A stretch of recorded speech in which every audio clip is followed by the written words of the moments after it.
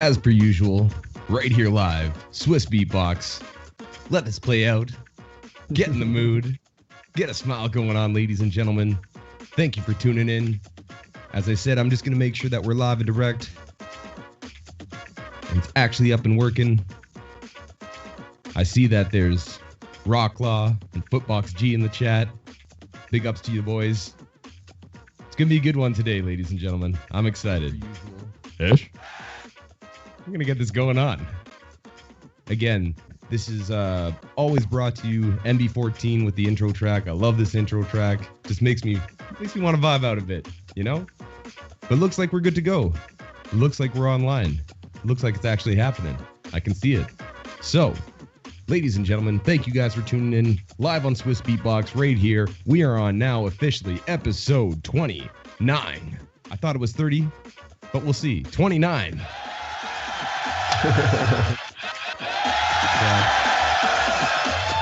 And you're watching Beyond the Beats. I'm your host, Scott Jackson. You're on Swissbeatbox, right here live and direct on YouTube. People are saying that they're from Germany.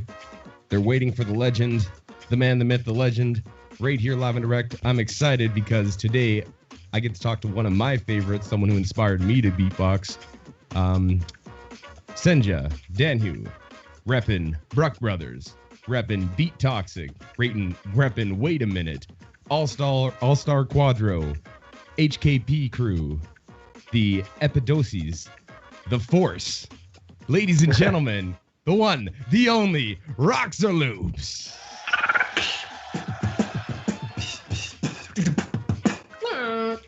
Yeah. What's going on, brother? How you doing?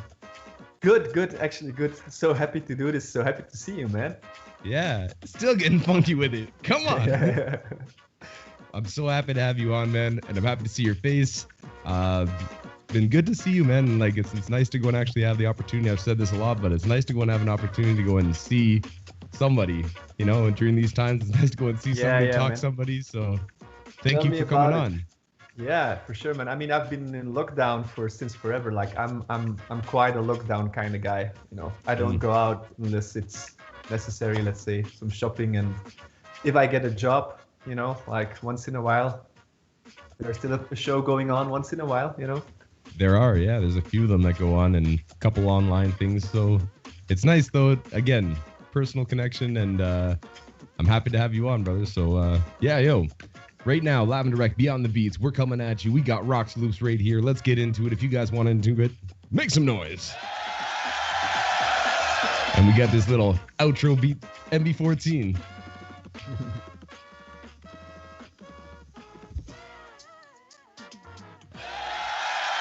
What I'm talking about. So, awesome. You got love. People are watching you right in from India, the Netherlands. People are excited. They're excited to go and have you on. And I'm excited to have you on. And usually when I start off, I like to go and find a quote. So when you were talking to on Beatbox Guru, you said, this is a very simple concept. But you said, if you like singing, do singing in your beatbox. If you like technicalities, do technicality in your beatbox. Do whatever makes you happy. And I really like that because that's like, I don't know, people kind of be like, oh, you're only a singing beatbox, or you're only this, or you're that. But if you like what you're doing and enjoying it, you're going to go and show that coming out. So I like that quote from you, man. I didn't remember that code, but it's actually a very good code. Yeah, man. You've had quite a career, and I want to go and start at the beginning, talk through what you've done so far, what you're going to do, some new projects that you're working on, and just talk about beatboxing. So let's go and get into it. You said a bunch of different things I found in different interviews. I'm not sure, so I'm trying to find out the truth on this one. So you said you started beatboxing when you were about 17-ish, when 2001-ish. And you said 3 different versions of it so far. So I'm trying to figure out which one's the real one. Okay. Number 1 was you said you started beatboxing when you heard a friend do it in school. Number 2 was you started beatboxing after seeing Will Smith beatboxing on Fresh Prince of Bel-Air. And you're like, whoa, what is that? And you started beatboxing because of that, and your friends would beatbox at school. And number 3 was you really got involved after hearing If Your Mother Only Knew because someone showed it to you. And you went through the whole, you know, you go and see Roselle after starting, and then you go through the what is the rabbit hole of beatboxing without YouTube back in the day of finding little MP3 clips of all the classic guys, and you started really beatboxing. So tell us, when did you first hear beatboxing officially, and when is it that you actually crew that you want to go and pursue it? Well, I think all of them are true. So my first time, I guess, that I really saw beatboxing was Will Smith in Fresh Prince of Bel-Air, but we didn't know it was beatboxing. It was just doing some and like playing on the glasses with his cutlery. Yeah. Yeah, exactly. Ding, ding, ding, ding, ding, ding, ding, ding. Yeah. So that was the first time I saw it, and it was really cool. And then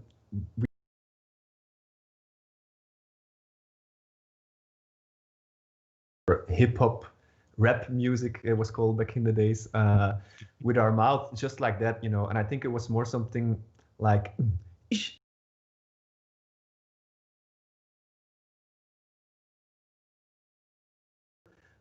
Minna, he was also doing it a little bit, or like this kind of thing.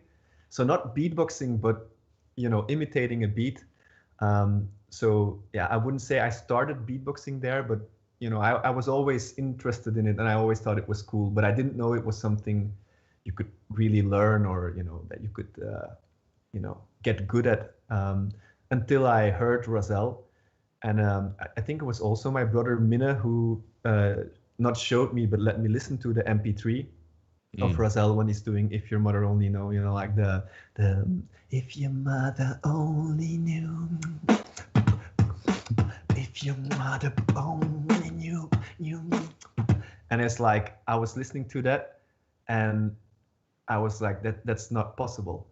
I was like, that's cheating, And it's like listening again and again, like, no, that's not possible, because it's really like singing and beatboxing, like the drums are still going on. It's like, that's not one guy. And like, yeah, but you couldn't see it because it was just an MP3 file. It was sent around by email. This is before YouTube, before Facebook, before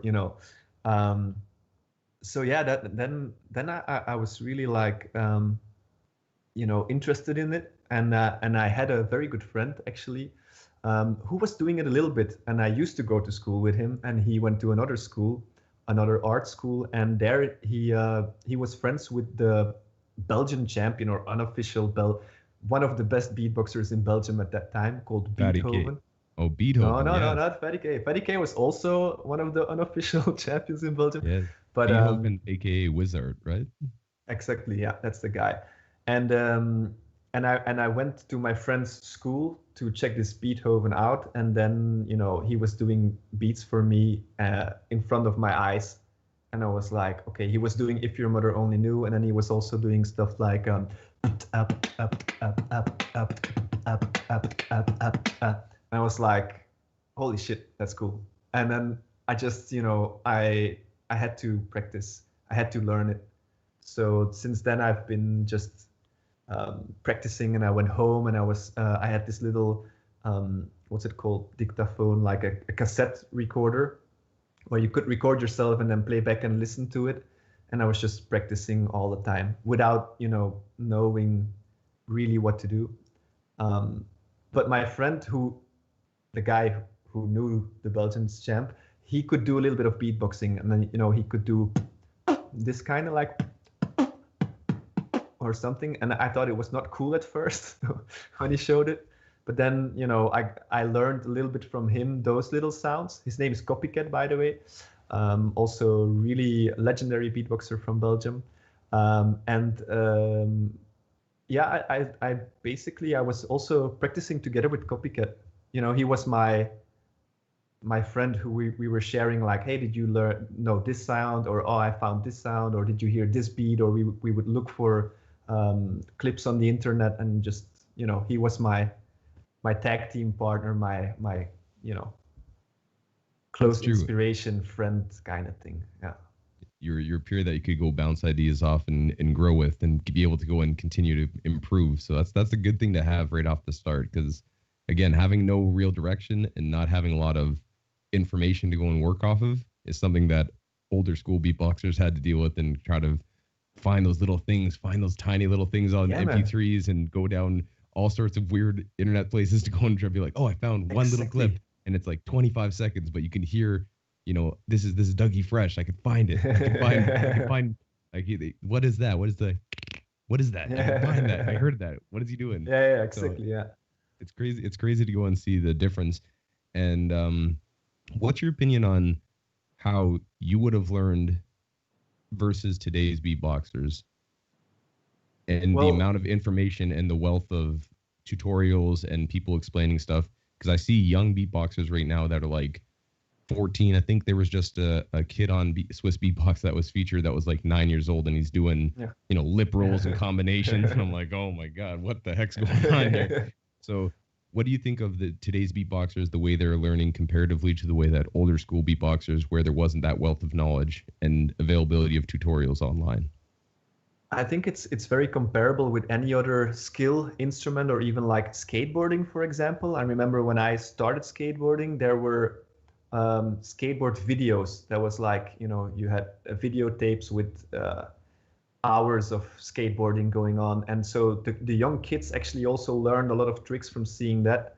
And for the older skaters, it was also like, look at those guys, they're like 10 years old and they're already doing all those tricks. So I think it's very similar that like the new generation, they can just learn it from the internet, whereas I had to see my friend, and then we would have to search or get it through someone, or it was very, very hard to find. So the difference is, I guess, that when we started, we had to find a lot of things ourselves. So creativity was a big part of it.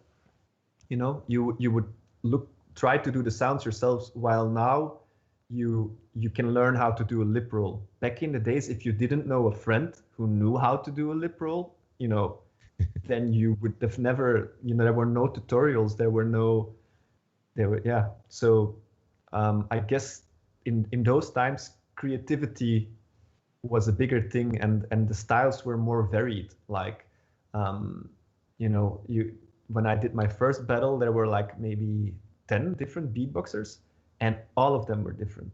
Like, all of them sounded differently. And nowadays, I think because of, that there's a central hub of information, people kind of like have access to it. I mean, don't get me wrong, when I started with learning, if your mother only knew, water technique, wind technique, all the classics that we had. So in that sense, it's the same, but there was not so much. So you had to find your own style, you had to find your own sounds, and also you couldn't bite.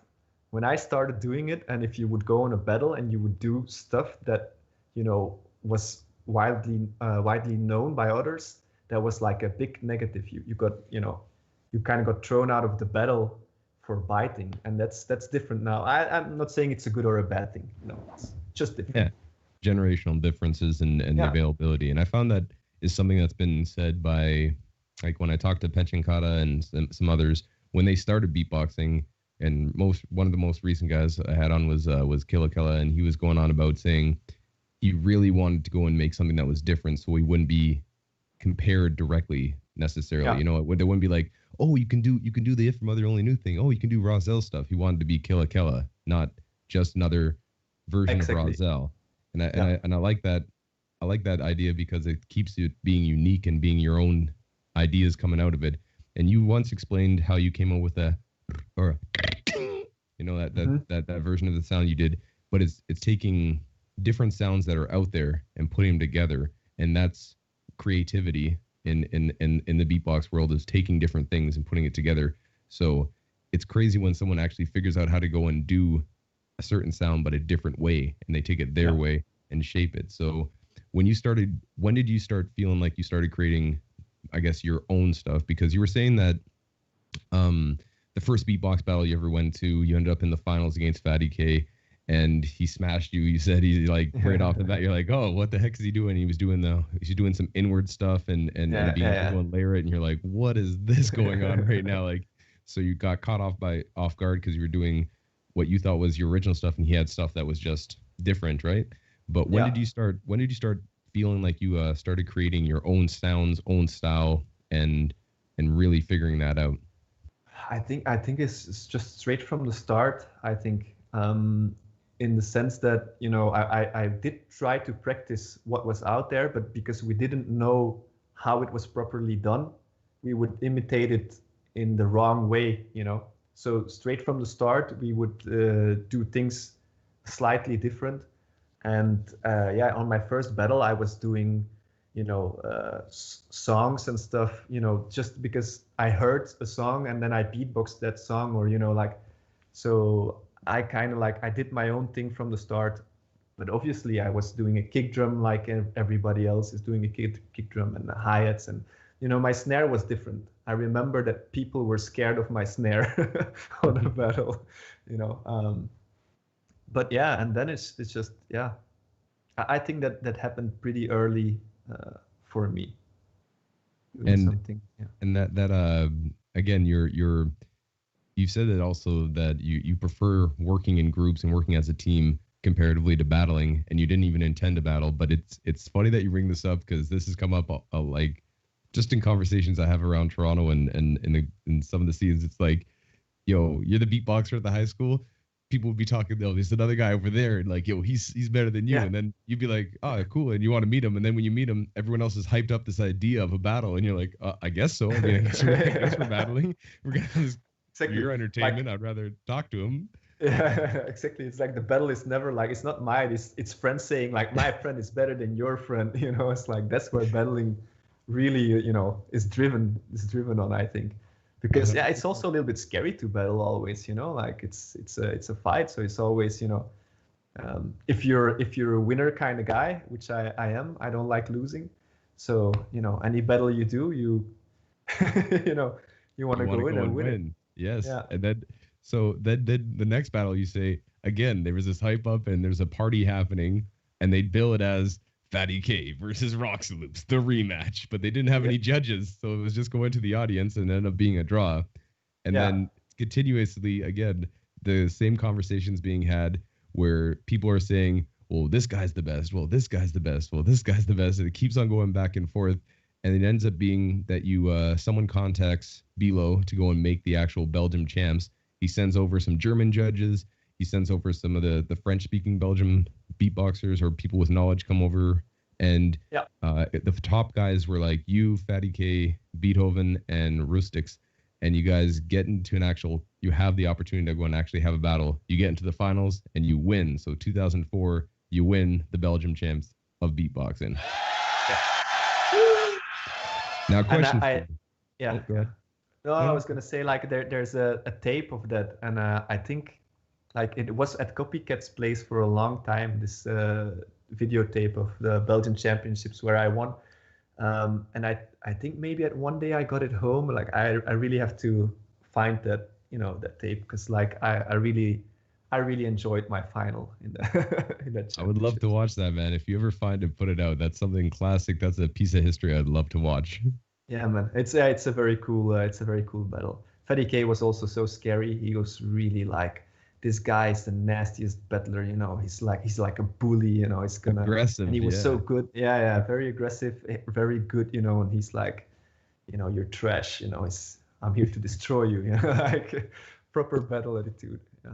And you said he was one of the first guys that you ever heard that was doing the kind of 4 on the floor techno beatboxing, and be able to go and actually bring it through and make it be powerful and not just going like. But no, exactly. Yeah. He was pounding it hard with the techno beats. Yeah, it's the first one to like the.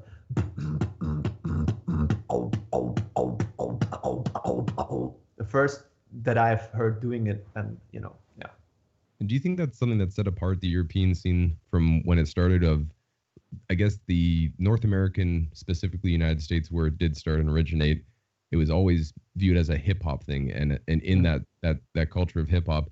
But when it came over and there was different styles, and you were saying to go and be able to play clubs in Belgium, you had to go and adapt to the styles of music that were being played. So being able to go and do techno and being able to do stuff that's like house would allow you to go and perform and get showcases. So do you think that because of that kind of shaped where the European scene has gone, where I guess every country has their own style of music that influences the beatboxing, but specifically I think that house beat and some of the and like when Reeps came in with dubstep, it was because of UK dubstep. That's where it was generated from, you know. So then he was like, oh, this is my stuff, and he continues to go with it.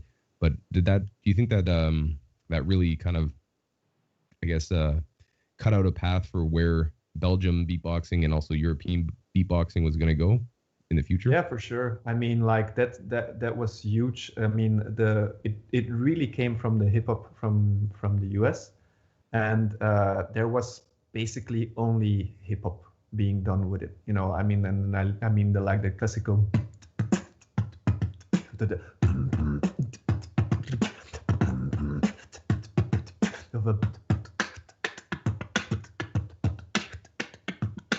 you know, all these kind of beats. And I mean, Kenny Mohammed did do the wind technique, the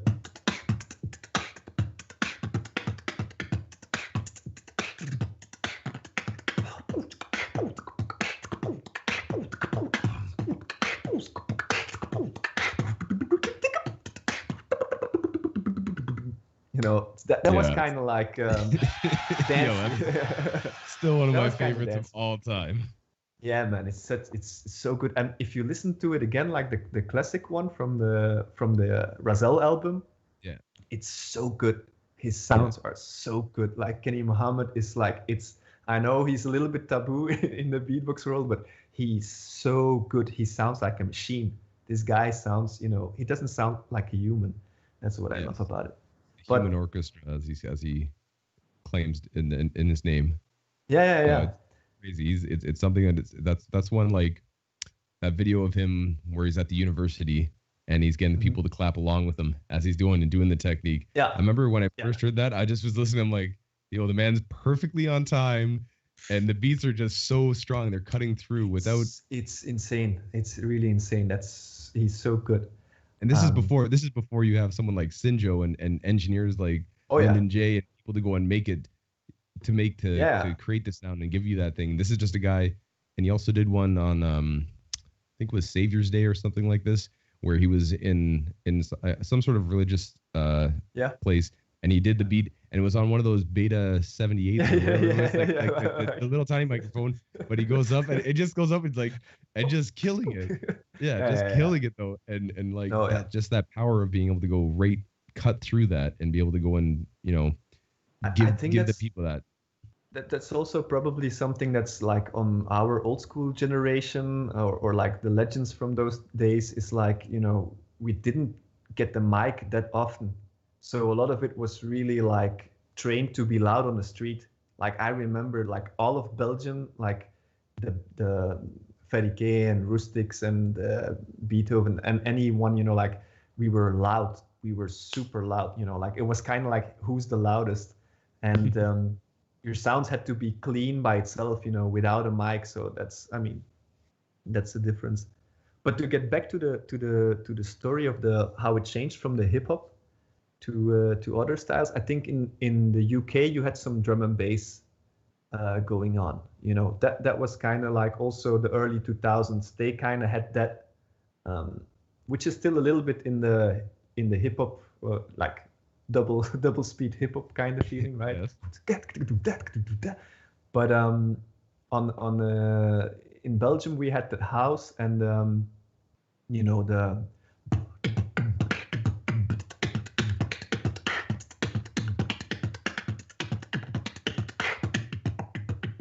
we had these kind of things going on, and that was, you know, everyone started to do that afterwards, and you know, it was kind of like. I remember on the first World Championships, it was kind of like, we don't really want you to do that. Or if you would go and perform sometimes somewhere, you know, they were like, I don't know, man, it's not hip hop. You know, there was like a little bit of not done, but it changed. Yeah, it changed because audience loves it. You know, go up and just do, and people will be like, hey, like the party starts just with kick. If you keep it, you know, like tight. So yeah, I think that's for sure that's been a game changer for the beatbox in total, to like, hey, you know what, you can do anything. That doesn't have to be this, doesn't have to be that. It's whatever you want it to be, you know. Absolutely. And I'm thankful that you were one of the guys that originally started pushing that and allowing us to go and have a bigger, I guess, opening the minds of beatboxers to different possibilities of being like, no, if you want to go and do whatever style of music it is, as long as you train it, practice it, and you can deliver it on a stage, you'll connect with an audience if they know it's genuine, you know? And I wanted to go and ask. That's something I wanted to go and ask because that is a beat that's been used by, I don't even know, pretty much every beatboxer, at least from like this the okay. Yeah. Was that something that you think you originated, or was that somebody? Is that just from songs that you heard? That's Kenny Muhammad, like the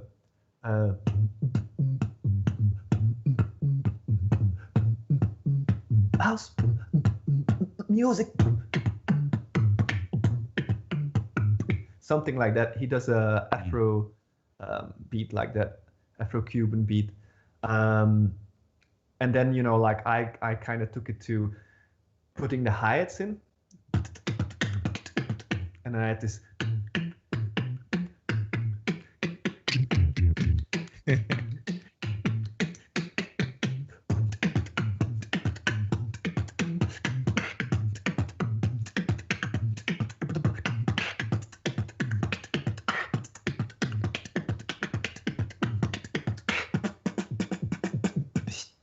Yeah, boy. Yes. Oh man. But that's Love you know it. that's also that's Kenny Mohammed as well. I'll show you a clip. There's still a website. It's I think it's French, like the box.fr or something like that. FMB. And they have like a whole list of old school tracks, MP3s, and there's an interview with Kenny Mohammed, and he does the house music on that. You know, really, I'm gonna have to look. Yeah. I would love to hear that. I that's something that I've heard. I feel like I've seen that somewhere. Like I feel like I've heard that somewhere, but that's a throwback for me that I need to go and check out. yeah. I'll show you. It's just like for guys like us who would like, oh, remember the old and golden days, you know, like this old beatbox. Remember when beatboxing? Oh man, and so 2004, you win the Belgium chance, and then you say that you create this thing called the Force, where it's Fatty K, Beethoven, and Rustics with yourself, and through that you say the idea behind when beatboxers were all together before, it was just jamming, and it'd just be everyone was trying to do beats together, and everybody's trying to go in. It's hard for people to mesh, but when with this project that you started off and the group that you started off, you really were one of the first groups to go and think about it as breaking it down and being like, okay, you're going to do the bass line. He's going to do hi-hats. And you would assign parts and also structure. Structure is something that is immense. Yep. And you can see that nowadays where people have thought out routines of, you know, beginning, intro, drop, end, or whatever, you know, the combination will be. So what is it that inspired you guys, or had you think about music in such a way? Because the only thing I found that was when you were talking about originally beatboxing, you would work on Fast Tracker and Fruity Loops, and you had this program, so you're making beats and being able to visually see it, being like, oh, if I put a bass there and put this, so you could actually structurally see it like a producer would, and this would make you think more like a producer and being like, oh, this is 8 bars, this is 16 bars, this is 32 bars. So when you went into this project, was that part of the background that made you think about having it structured and actually having assigned roles, so it wouldn't be beatboxers on top of beatboxers just kind of melding together and not working together? Yeah, exactly. It's like also, again, my brother Minne, who I have to thank a lot because, you know, he's my older brother that was always doing the cool stuff, you know. He was making music on the computer as well. He actually already made music on the Commodore 64. When he was like a 10-year-old kid, he was programming. He's kind of like this genius guy who whatever he tries, you know, he gets good at. And he had the program Fast Tracker 2, it was. And it actually, like nowadays, music always, you know, goes from left to right. But back in the days with a tracker, it goes from up to down. And so you could clearly see when you would program, you had one line which was for the kick drum. And you could say the kick drum comes here, 1, and then 2, 3, 4, and then 1 again. You would do the kick again. So you had kick, 2, 3, 4, kick, 2, 3, 4, kick. And then the hi-hat would go on every one. So, and then your snare would have like kick 2, 3, 4, and then you would put the snare on the next one. So you have that's where you snare them, and then just so you see visually of how without learning music theory you would see how music works. The bass line is on the next track, and so on and so on, and then you could put samples in, and that was really how I saw beatboxing as a team would have to be, kind of like, so you would have beatboxer 1, his track, beatboxer 2, well, for you it's like beatboxer 1, beatboxer 2, beatboxer 3, beatboxer 4, and then you would just play your track, kind of, right? So, and then if you keep your kick here, and then yeah, I think you get the point. But that's I think no one was really doing that in beatboxing in that way. You did have like, hey, I will do a beat and you will scratch on it, kind of thing. Yes. Yes. Or do a trumpet, or so you did have those kind of things, but no one had it that specific of like, and it's structured as well. Not like, oh, and then you do this and then we'll do some scratching. No, really like 4 bars of this, 4 bars of that. That comes the breakdown. Yeah, that's something that we didn't see it like that anywhere else. This is something that we kind of came up with. Maybe it existed somewhere, but then I kind of knew everything of beatboxing at that times, so yeah. Absolutely. And then is there any videos of that? Because that's something I was trying to find. I don't see any videos of the Force as a group. The first group projects that I see you doing is when you go to the World Champs 2005, and I'll talk about that in 1 second, but you go and you actually work with Beat Toxic, where it's again the guy originally that you were beatboxing with, Copycat, and a girl, Karen, and she's singing while you guys beatboxing, and that's a project that you said your brother pushed you to go and put together to go and be able to do like a DJ cover song, this song, and scratch it in between and everything. So is there any the Forest, is there anywhere out there even on tape that you could find? I don't think, I don't have it, but I know that there are some tapes made of it, and there's also we were on TV. There was this thing like on TV you had a daily show, and then at the end of the daily show there was a little cabaret, where people could show something, and then the people at home could vote, oh, do we want to see it again, or do you want the next thing which is coming up? Oh, next thing is going to be a magician, do you still want to see these beatboxers, or do you want to see the magician? And then I think we got 3 or 4 times we got voted back. And so that must exist on archive somewhere. But a fun fact, Fatty K wasn't on it, because he was, Fatty K was he was a little bit more pro than us when we started. So he was already working a little bit for TV. He had a manager and stuff, and they were like, they didn't want him to do it, or it was a little bit weird. So he didn't show up when we were all there except for him. So we had to change the plans a little bit. That was a little bit weird, I must say. Fatty K was, I always had that when I'm working with Fatty K, he would sometimes, not be there for, I don't know what reason. Yeah, people are different. So hey, it's also long ago, it's totally different now. If you ask him something, he's always there, but we were kids, exactly. 17, 18, 19, maybe 20. That's long ago. Long ago, yeah. In a land far away. Exactly. Yeah. And so anyways, you keep on going. You win the Belgium chance. Now, this is approximately 3 to 4 years. If you say 2001 is when you start, by 2004 you win the national championships, just out of nowhere, where this thing was created because there was just a discussion happening. Now, you had said that you're, when you started beatboxing, some friends, as most beatboxers get, were discouraging and saying, stop making those noises, it doesn't sound good, and having that interaction. What did it mean for you to go and win the national champs, and what was the reactions of friends, family, just people in general from winning and having this thing set up to go and legitimize what your skill is, essentially?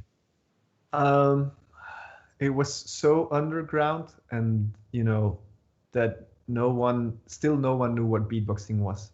When I won the Belgian championships, it just meant something for me to, like, oh my God, I did it, because like I said, when I go and battle, or back in those days at least, I was always scared as well. I'm scared to go to a battle, and I just, I went there and did it, and I won it, and I won it hard, and I had strategy, kept my stuff for the final round, totally smashed it. So it was a personal victory more than anything. Like, no one Belgian champion of beatboxing, no one knew what that meant. So it's like nothing really changed in that sense. I think then the world championship, that meant something. Yeah, because that's to the 2005 first ever world championship going down in Leipzig, and Bilo says, well, you won the Belgium champs. Now you got to represent here. So you go there, and again, I'll ask you kind of a bit of a couple questions in a row, just so you can have something to talk on. But you go to the world champs and you go up against Tom Thumb. You win. You go against Canadian, shout outs to him. You go up against Poisonous. You take another win, and you move into the finals. And you go up against Joel Turner. And I win. Jeez. But you go up against Joel Turner, and you end up being vice world champion, according to the judges and everything. So I was going to ask you a couple of things of when you went there, and this is before the BoxCon convention and beatbox conventions. So you've just seen the Belgium scene, and you go to the world champs. And what was it like for you to go and meet other beatboxers that were champions of their country, or people that have, made a name in art, were involved in this art form, and being able to go and meet them in person, jam with them, exchange some ideas, and then also battle and actually get to the finals? Can you kind of explain what was going through your head during that time, and also what it meant just to go meet other people that shared the common interest? Yeah, I mean, it was, as we said, internet was very small. I mean, it was kind of like you not everyone had internet, and it was very slow, and it was very hard to find other people. You could look for beatbox. I don't know, Google didn't even exist, right? It was like, what was it called back in the days? Yahoo was there, I think. Yahoo, yeah. And MSN, and on MSN Messenger, I had found some people. I was actually beatboxing with some people, also on a Yahoo server, voice server. I was beatboxing with some people, but this is all before Discord, children. But go ahead. So then going in there and meeting all the other beatboxers live was awesome. I think that anyone who's ever been on an international beatbox, even your national, but more so an international one, it's like if you're a couple of years into beatboxing and it's your passion and it's something that you really love, and then you find other people who are in the same, suddenly you're not the weirdo. At home you were always the the weirdo guy, and what is this beatboxing thing? And there suddenly you are, you're one of them, and they're your family. Instantly connecting.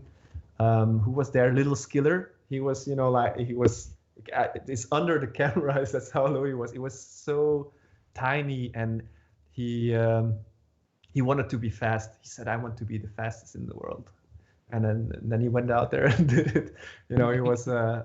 He was asking me like, how do you do this? And because I was actually also really fast and technical at that time. I was a very technical beatboxer compared to most others. So yeah, it was really cool. Little Skiller. Then Joel, I actually hang a lot with Joel and Tom. Those were hanging buddies. Bloody Chris was there. I remember Fate SFX. He was also really good. He was the only one. Like I had scouted everyone and see what I could find about the other beatboxers, and yeah, Fate SFX was the only one where I was like, okay. And I had prepared his stuff in Echo, and I had Granulizer on his stuff, and I knew his routines, and I was totally prepared to counter him. But Yeah, he was not there for chilling out. It was like, hey, Fatal Six. He was like, like maybe he was shy or something. I don't know. He wasn't there for hanging out with us. But yeah, that just the vibe of being together with all your brothers, and I don't think there were some also sisters there. Yeah, a couple of them. Butterscotch was there and Hopi. Yeah. I don't know if there were others. It's so long ago, but yeah. So that was awesome. And after taking, you say there's some recognition that's given for winning and becoming the vice world champion, to go back home and have that under your belt. In 2006 is a big year for you, where a lot of stuff happens, and you do the tour with Bilo, doing the Beatbox Battle Tour with different stops, judging. You get to go and do more and more shows. You ended up doing with Beat Toxic, again, the group. You get into the second heat. Now, this is something that as a Canadian I don't know anything about, but I looked it up. But Eurosong. So you get into the second heat with a song called "Feels Like," and you made it to the second heat of Eurosong, which was still a big deal to go and do that as only vocals, because most of it was music being played or instruments, I guess. Yeah. But being able to do that vocally. We did have a piano. We did have a piano on that song. We didn't want it, but they pushed it onto us, and what are you gonna do? You want to be on TV or not? It's true. And so what was that experience like of starting? Because again, 2006, a lot of stuff happens, and I'm gonna keep going on it for a second of just being like, now when you went to France, and your video, one of the most classic beatbox videos of all time, in my opinion, the one where you did the 2-part video, which has like 12 million views, and then 4.5 million views on these videos now, like current day, and you do your showcase at the French Champs, and it has the couch in the background, and you do, again, run it through the garden of all your skills, and you show what's possible. And people, even like I was talking to Inky, and he said just your open splash sound inspired him to go and beatbox because it was so realistic. And he said he listened to it over and over again, just one sound, and being like, whoa, what is this? Yeah. So you go and judge, you do a showcase at the UK Champs, you jam with Shlomo. And again, so a lot of stuff happens in 2006. Was that when you started kind of maybe thinking about doing this as a profession and possibly becoming more of a musician and a beatboxer and a performer and following it? Yeah, I think so. I mean, the showcase at the French Championships, that was also like, that was a very big one. Also, what a great community they had. So many beatboxers, all singing and beatboxing, very musical, very, also very original. A lot of guys with, one who's whistling and one who's doing only throat drum sounds, and, like very, very, very cool place to, get inspired. And there was one guy, I won't remember his name now. But if I talk, it's somewhere on the tip of my tongue, but I can't. Really, really good beatboxer, very advanced in his rhythm and his sounds. And, But it was a little bit also like, well, what are you gonna do when you go on a beatbox championship with, I don't know, over 50 beatboxers? What are you gonna showcase? And it's there also that I decided, I start with, this is my kick drum, this is my snare, and so on. And there's a reason why I do that. Actually, it's because I feel that my basic sounds are very well worked, and my snare, for example. It's a PF snare, but no one does it like I do it like that. Like, for example, I can make like,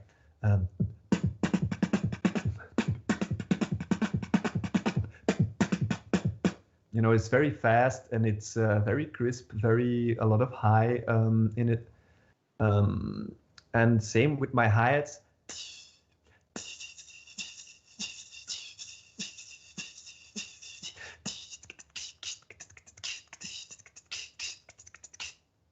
They're hi-hats, but they're worked. And so that was like, and then I showcase everything, and I can also do this, and I can do that, and I can do this, and I can do that. So that was at that time also for a lot of French beatboxers and actually beatboxers around the world. That was a big inspirational video. Like a lot of people started beatboxing, and maybe not only started, but also like, whoa, like, there's way more than I thought, and there is also a level to reach. And then, I started judging in many other countries. We had Beatoxic going on, and Beatoxic, there was Copycat, me, and Karen singing.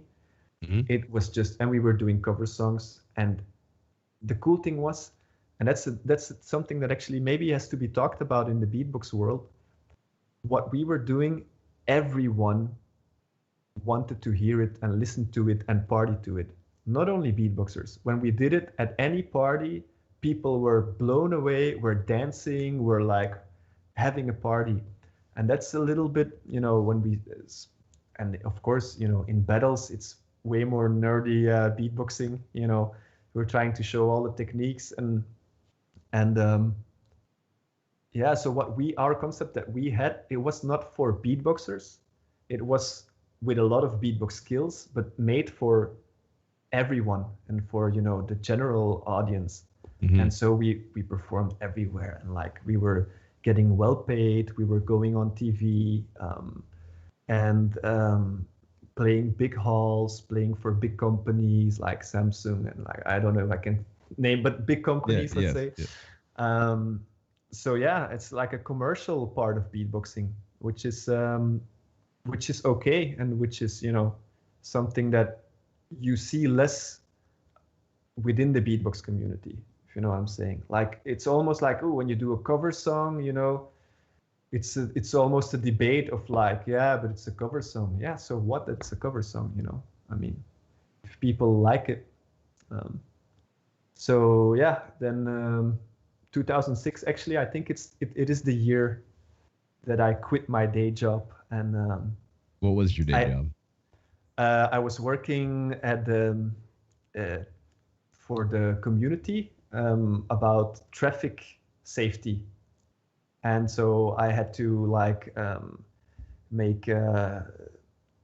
We did a contest for kids that they could draw something about traffic safety, and then the winner will get a poster, and the poster is put all over town. Like, oh, put on your bicycle helmet when you go to bike. Something like this. Mm-hmm. And we would have. Police would come to the school and make a bike ride with the kids around the school area. Oh, here we have to stop. Here we have to push the button for the traffic lights, and you cannot cross here. You have to cross there. So that's the job that I had, was organizing a lot of that stuff. And I would actually, my contract was going to be prolonged for one more year.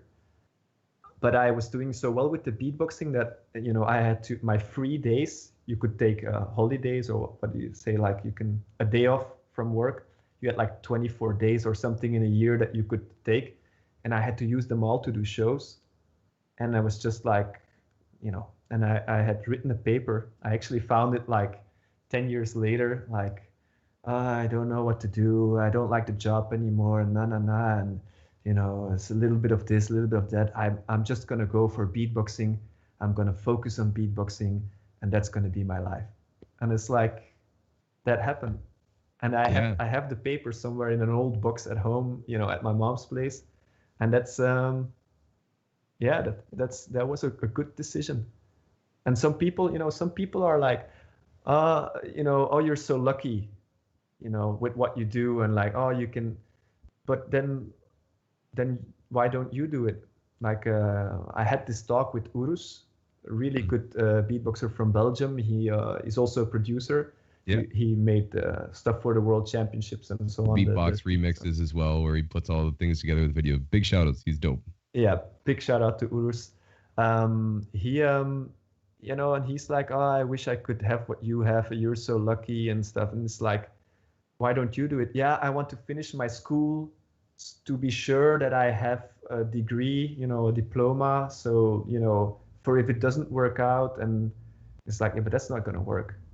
Like, it's either you go 100% for it or not. And then you can't, I don't know if you know the game, board game, the Game of Life.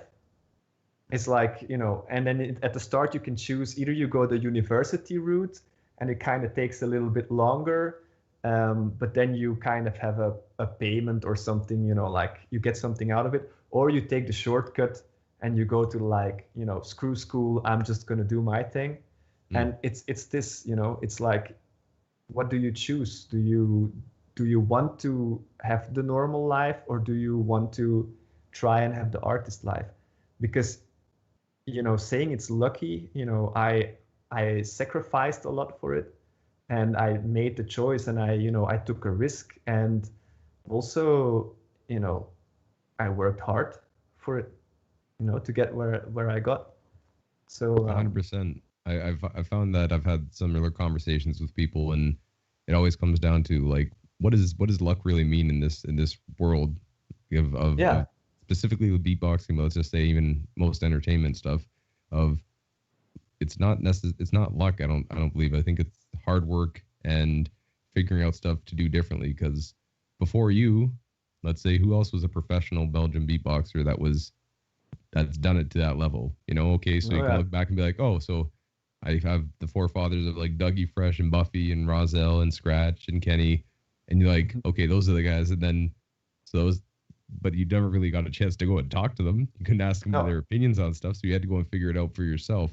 And that's something that I appreciate. And like, it's crazy to think that after all that hard work, someone would be like, oh, you're lucky, you know? Like, you're like, oh, you're so lucky. It's like, well, yeah. Lucky. I mean, right. I mean, I'm happy, and, you know, I feel blessed and so on, or like however you want to say it. Like, I feel it's really cool that I have what I have, but, you know, you have to make the choice, and it's not always easy. It's not always fun. It's sometimes scary. Like, I've been a professional beatboxer for 14 years? Yeah, 15, yeah. Something like that.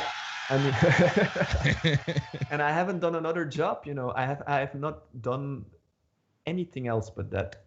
And sometimes it's scary. Sometimes there are 3-4 months where no one is booking you. There are no shows. You know, what are you gonna do? Should I continue? Should I not? And then it goes up and down. Suddenly you have a lot of money and it's cool.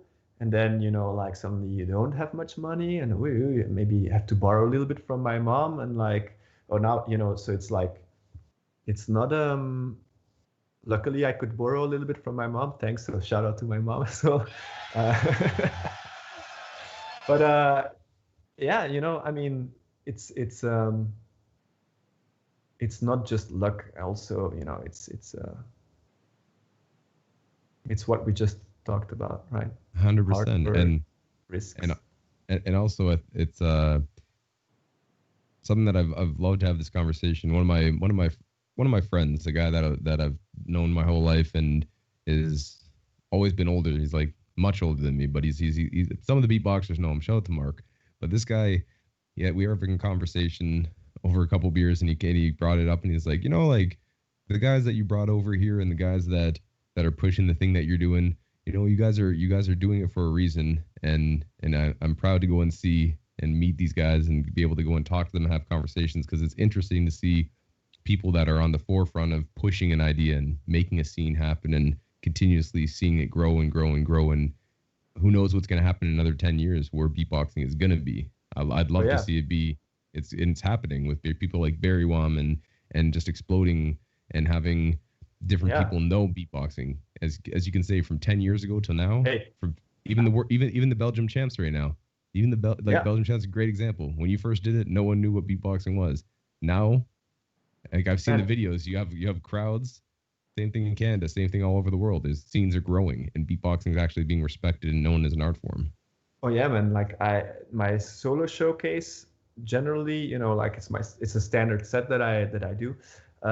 I usually start off with asking who in the hall knows what beatboxing is, and for many years, no one knew what beatboxing was. And nowadays, a lot of people know it. Sometimes the whole crowd knows it. Sometimes all of, you know, like sometimes many of them know it. There's, you know, it's more than 50% now. When I ask who knows what beatboxing is, they know what it is. And that's, you know, that's huge compared to no one back in the days, you know, absolutely 100%. No one. Yeah. And that can be that the people like yourself, people like Killa Killa, people like, you know, Rozelle, I can go through the list of people, but people like yourself who pushed it to go and make it something are the people that have set the stage for the next generations. And I love seeing the young guys that and girls that have this opportunity, and they're blowing up and they're doing really well with it. So I'm excited, so excited to see another 10 years of this and keep on moving forward, man. I can't even imagine what it's going to be like in 10 years.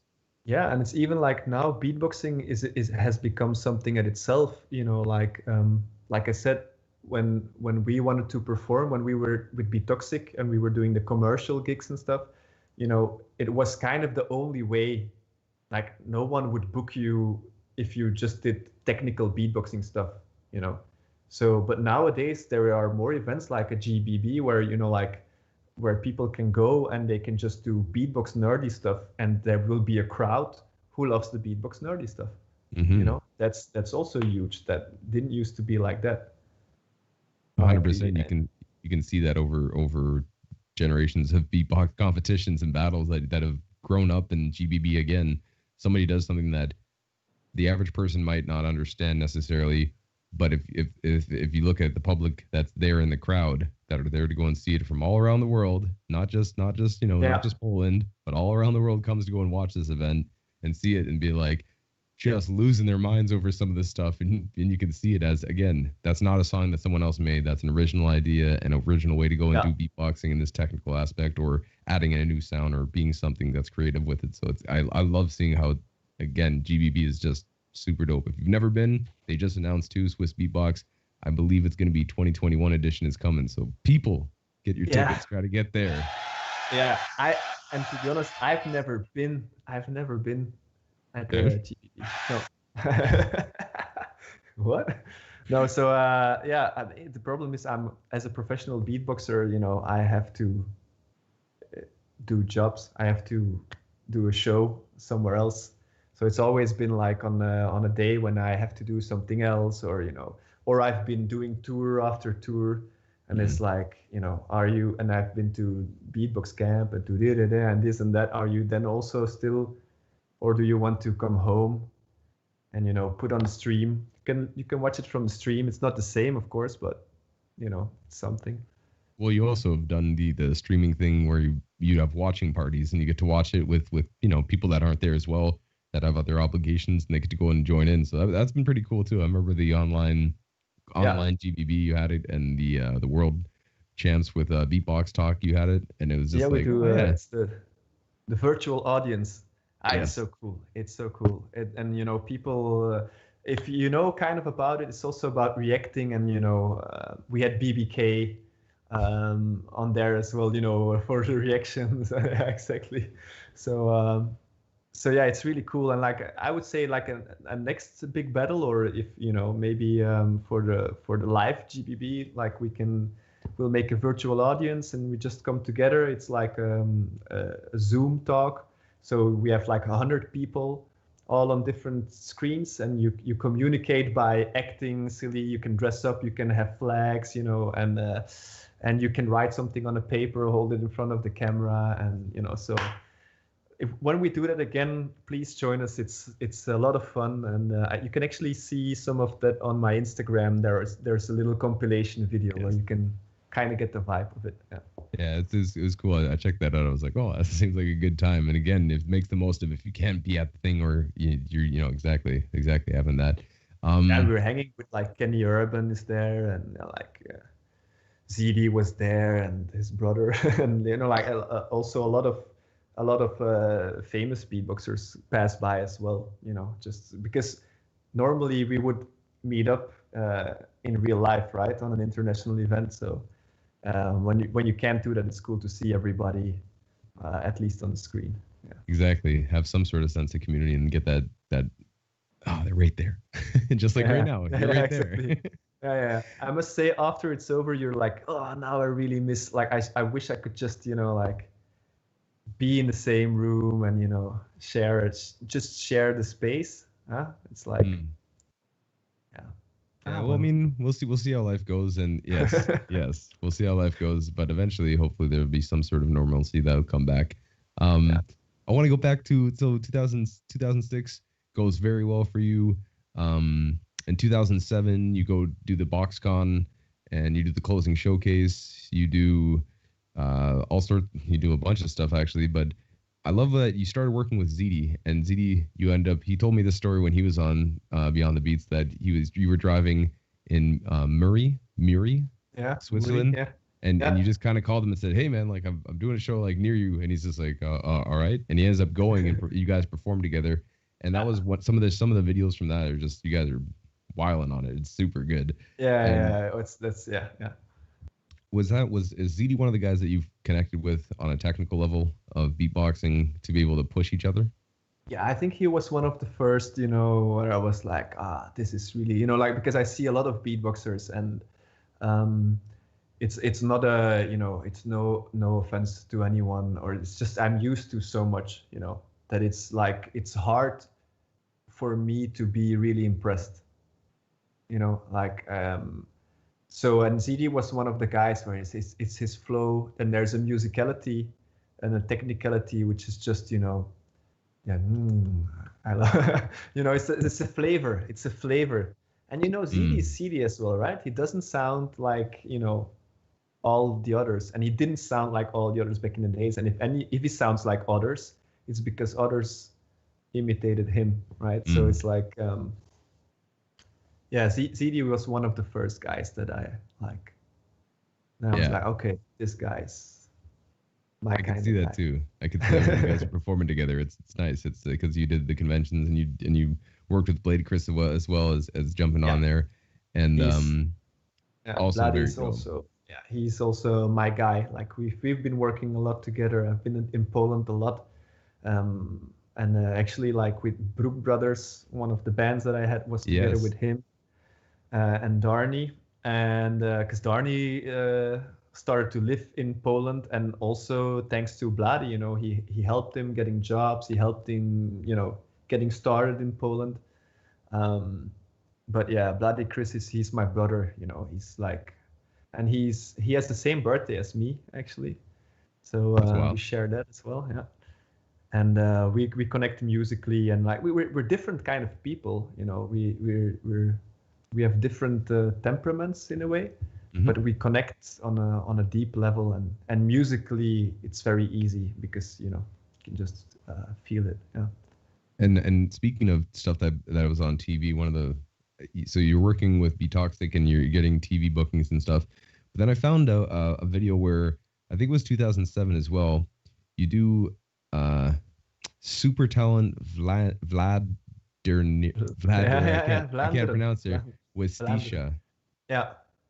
Now, how was that for you to go on? Because you said that you had done it originally and had that thing where it was week by week and show by show or whatever. Now you go on to do this actual talent show booking with a partner. How did that come up? Well, it was Stisha. He was actually also like a kid prodigy. I think he was also like 9 or something. He was, of course, when we did the TV show, he was a little bit older. Yeah. And he was trained by Scale. Also, big shout out to Scale, which is an old school Belgian beatboxer, great bass, like one of the inspiration for Belgium in terms of throat basses. And he trained Stisha, and then Freddy K trained him, and then I trained him, and this kid was he was really, really, really, really good. And then his parents were also very supportive. They were there on every event, like supporting him, driving him there, and and they knew, everyone knew Stisha and his parents in the Belgian scene. And his parents were like, hey, the TV show, it's like a Got Talent show. Yeah. And Stisha, can you do it together with him? Kind of like hold his hand, help him out, and then I was okay. And so we made a set and we went to do it, and then we got selected for the next round. And then you had to sign a contract. Like, oh, you're going to the next round, here's a contract. And I was like, no, like, and they were like, I just said like, listen, we want to do it the next show, but not if we have to sign a contract. And we understand that if we don't sign, and they were like, okay, then we don't do it. It's kind of like, so it stopped there. But it was like, you had to sign away all your rights and stuff. And my career was too good at that moment I was making enough money, I had enough shows to then, you know, sell away. You didn't even know if you were going to win, but you had to sell away all your rights and your artist name and your, you know, it's kind of the reason why Thorson turned into Blue Lippy as well, I think, you know, because these TV shows, they're like, we own your name now. Like, okay. So I guess I should have read the fine print. yeah. So yeah, when you do a TV show, be sure about that. I mean, like, and now it changed a little bit. I mean, for me at least, last times I've been doing some TV talent shows. I tell them straight up, I'm like, you know, because now they call me as well. I've been called, you know, hey, do you want to come and do the talent show? Because we want some beatboxing in it, you know, it's all, so you're kind of like basically already selected. It's a little bit rigged in that in that way. Yes, behind the curtain stuff. Yeah. But so yeah, but I'm like, I don't sign anything away. So if you want me to be in the show, I'll gladly be in the show. So it gives you more entertainment value and stuff, but I won't, you know. That's definitely a good lesson by someone that's been through it, is of saying it, that yes, you definitely have to read what you sign at all points in times, and you can get good exposure from shows, but make sure that you know what you're getting yourself into, and whatever that is. That goes beyond beatboxing, but let's just stay on beatboxing right here. Make sure you read stuff. And don't just say yes to everything and I accept, you know? And if you don't have a career, it's okay to do it, I think. Like if you have nothing going on, if you don't have any gigs and stuff, you know, then who cares that for 1 year the TV is gonna use your name and book you, because you can actually get bookings out of it, and then, you know, once the contract is ended, people know you, so it can be a good thing. But obviously if you already have something going on, you can't, you know. Yeah, so make it very hard. And after this, you keep on, again, just your career's been, as you said, 2006 it starts. We're only in 2008, and you start performing. You do like Cat's nightclub in Norway. You start doing showcases at Cirque Mystique Alt. Yeah. And this is when you start going into Denmark, I do believe, and start working in there. And then 2008.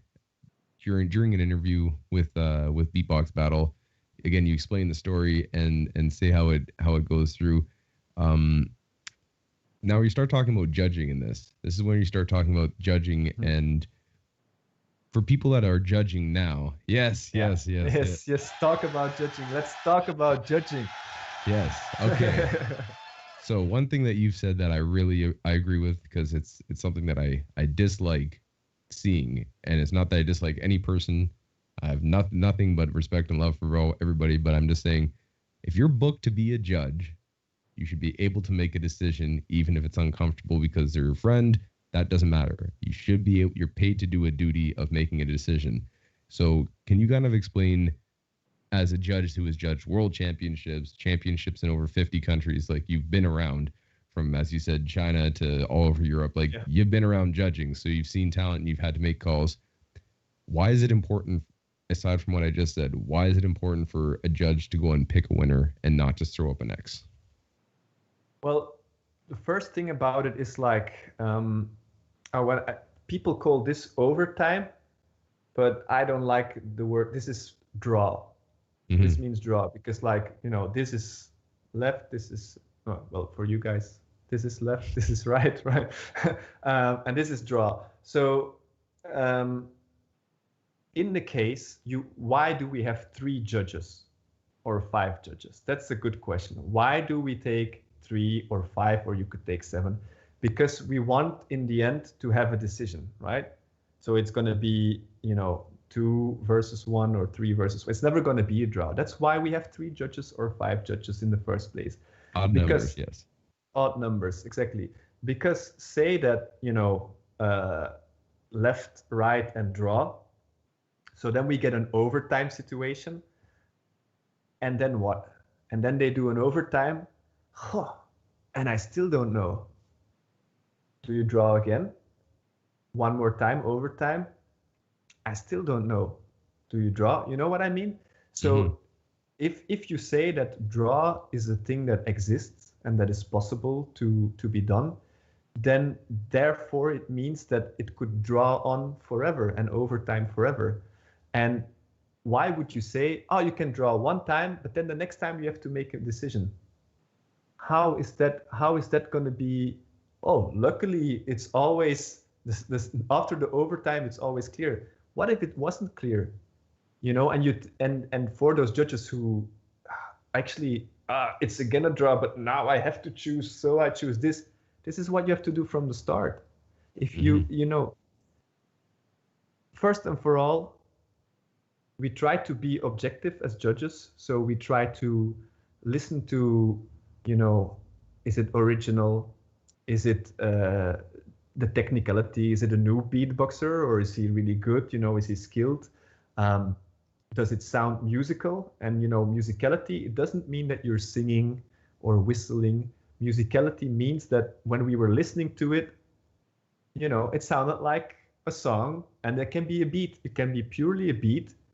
And if your beat wasn't 100% on, it's not musical, So we listen to all those things, and then we try to objectively see, like, oh yeah, okay, then I think this one is better, right?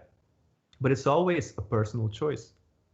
Like, the judges are there, and they make. That's why you have one judge choose this, and the other one chooses the other side, because it's a personal choice. There is no objectivity in it. In the end, it's always a personal choice. So you have to make the choice. And as you said, as a judge, you are there and you're paid to make a choice, right? You have one job. And that's to say left or right. And let's say that we throw in musical, all those parameters, and we try to do it objectively. So let's say that we try to be objective. Some people make score 1 out of 10. For me, it's like between 1 and a billion. There's all these parameters. It can be like, if you did this one beat slightly off, it's a little bit less. If you did 100 beats off, then it's way, so the parameter is not just, the scale is not so small. It's a very big scale. So it's never gonna be equal. It's never gonna be equal because there's no two snowflakes who are alike. Can you imagine that of all the snowflakes ever fallen everywhere around, that none is the same? There is no human the same. There is no the same. That doesn't exist. It's only your perception. Maybe you have a hard time to say like, and if you can't decide, that means that is you, who can't decide. They're not the same. They're never the same. It's never going to be equal. But it's you as a judge who are not able to see a difference, and say that you're in the case that you're like, oh, now it's really hard.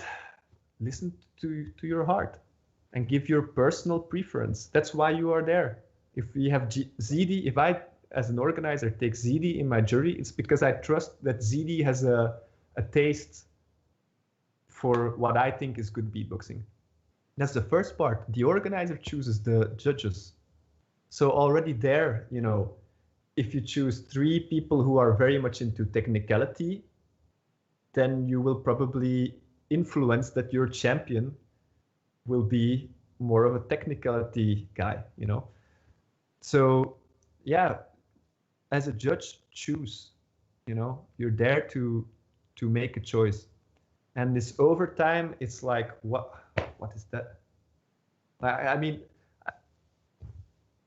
there is no, because say that this overtime and you do it again, you could do it again, you could do it again. If you can do it one time, you can do it all the time. There is no, it's bull flap to say that you can only do it one time. That's bull flap. Then just don't do it at all. Listen to your heart. You will make the right decision, and your decision, stand by your decision.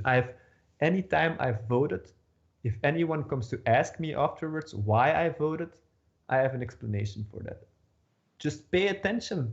It's 4 times 1.5 minutes. Pay attention. Pay attention to every detail. One guy is gonna have a slightly less or slightly more. Yeah, I'm sorry. I am very passionate about this. No, I like it.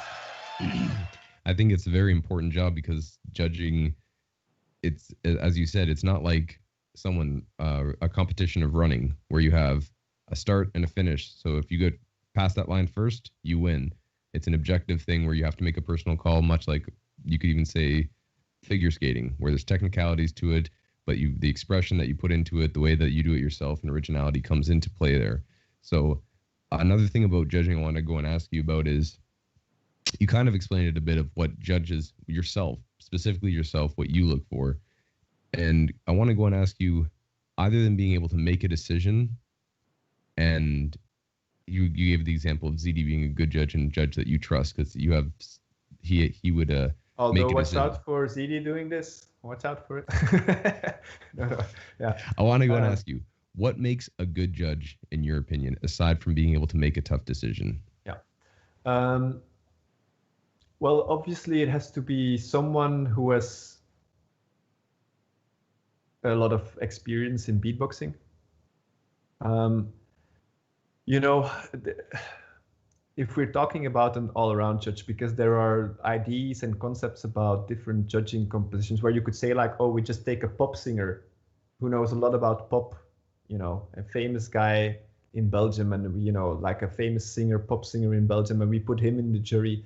But he's not gonna know what's original or what's hard to do or no. So you have to have someone who knows what is technically hard to do. You have to have someone who knows, for example, World Championships 2000 whatever, Skiller, was it versus Reeps 1? He says, and this beat, my friend, is 9/8. And then he goes like and he does a 7. He does a 7/8, right? So as a judge, it's a good question. Do you have to know the difference between, do you have to know what a 7/8 is? Do you have to feel it? What if you don't know what a 7/8 is? Someone drops a 7/8 and you're like, oh, it's kind of off. You know what I mean? So the more you know about music theory and about beatbox technicality and about pitching and about, you know, the objective things. Those things are objective. A 7/8 is a 7/8. If it's not a 7/8, then it's not a 7/8. You know, but you cannot, you know, if it was a 9/8, it was a 9/8. If it's a 5/4, these are, by the way, these are odd rhythms for people who don't know what I'm talking about now. It's like normally a lot of our beats go in 1 or 2 or 4 or 8 or 16, you know, it's always multiplied like that.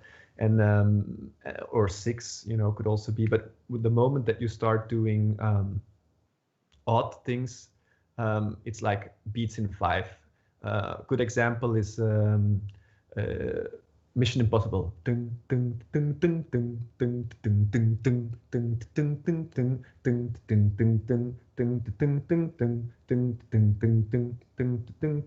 So that always, you know, it repeats after 5 counts, which is weird because when you do this one, it sounds normal, right? It sounds like a cool.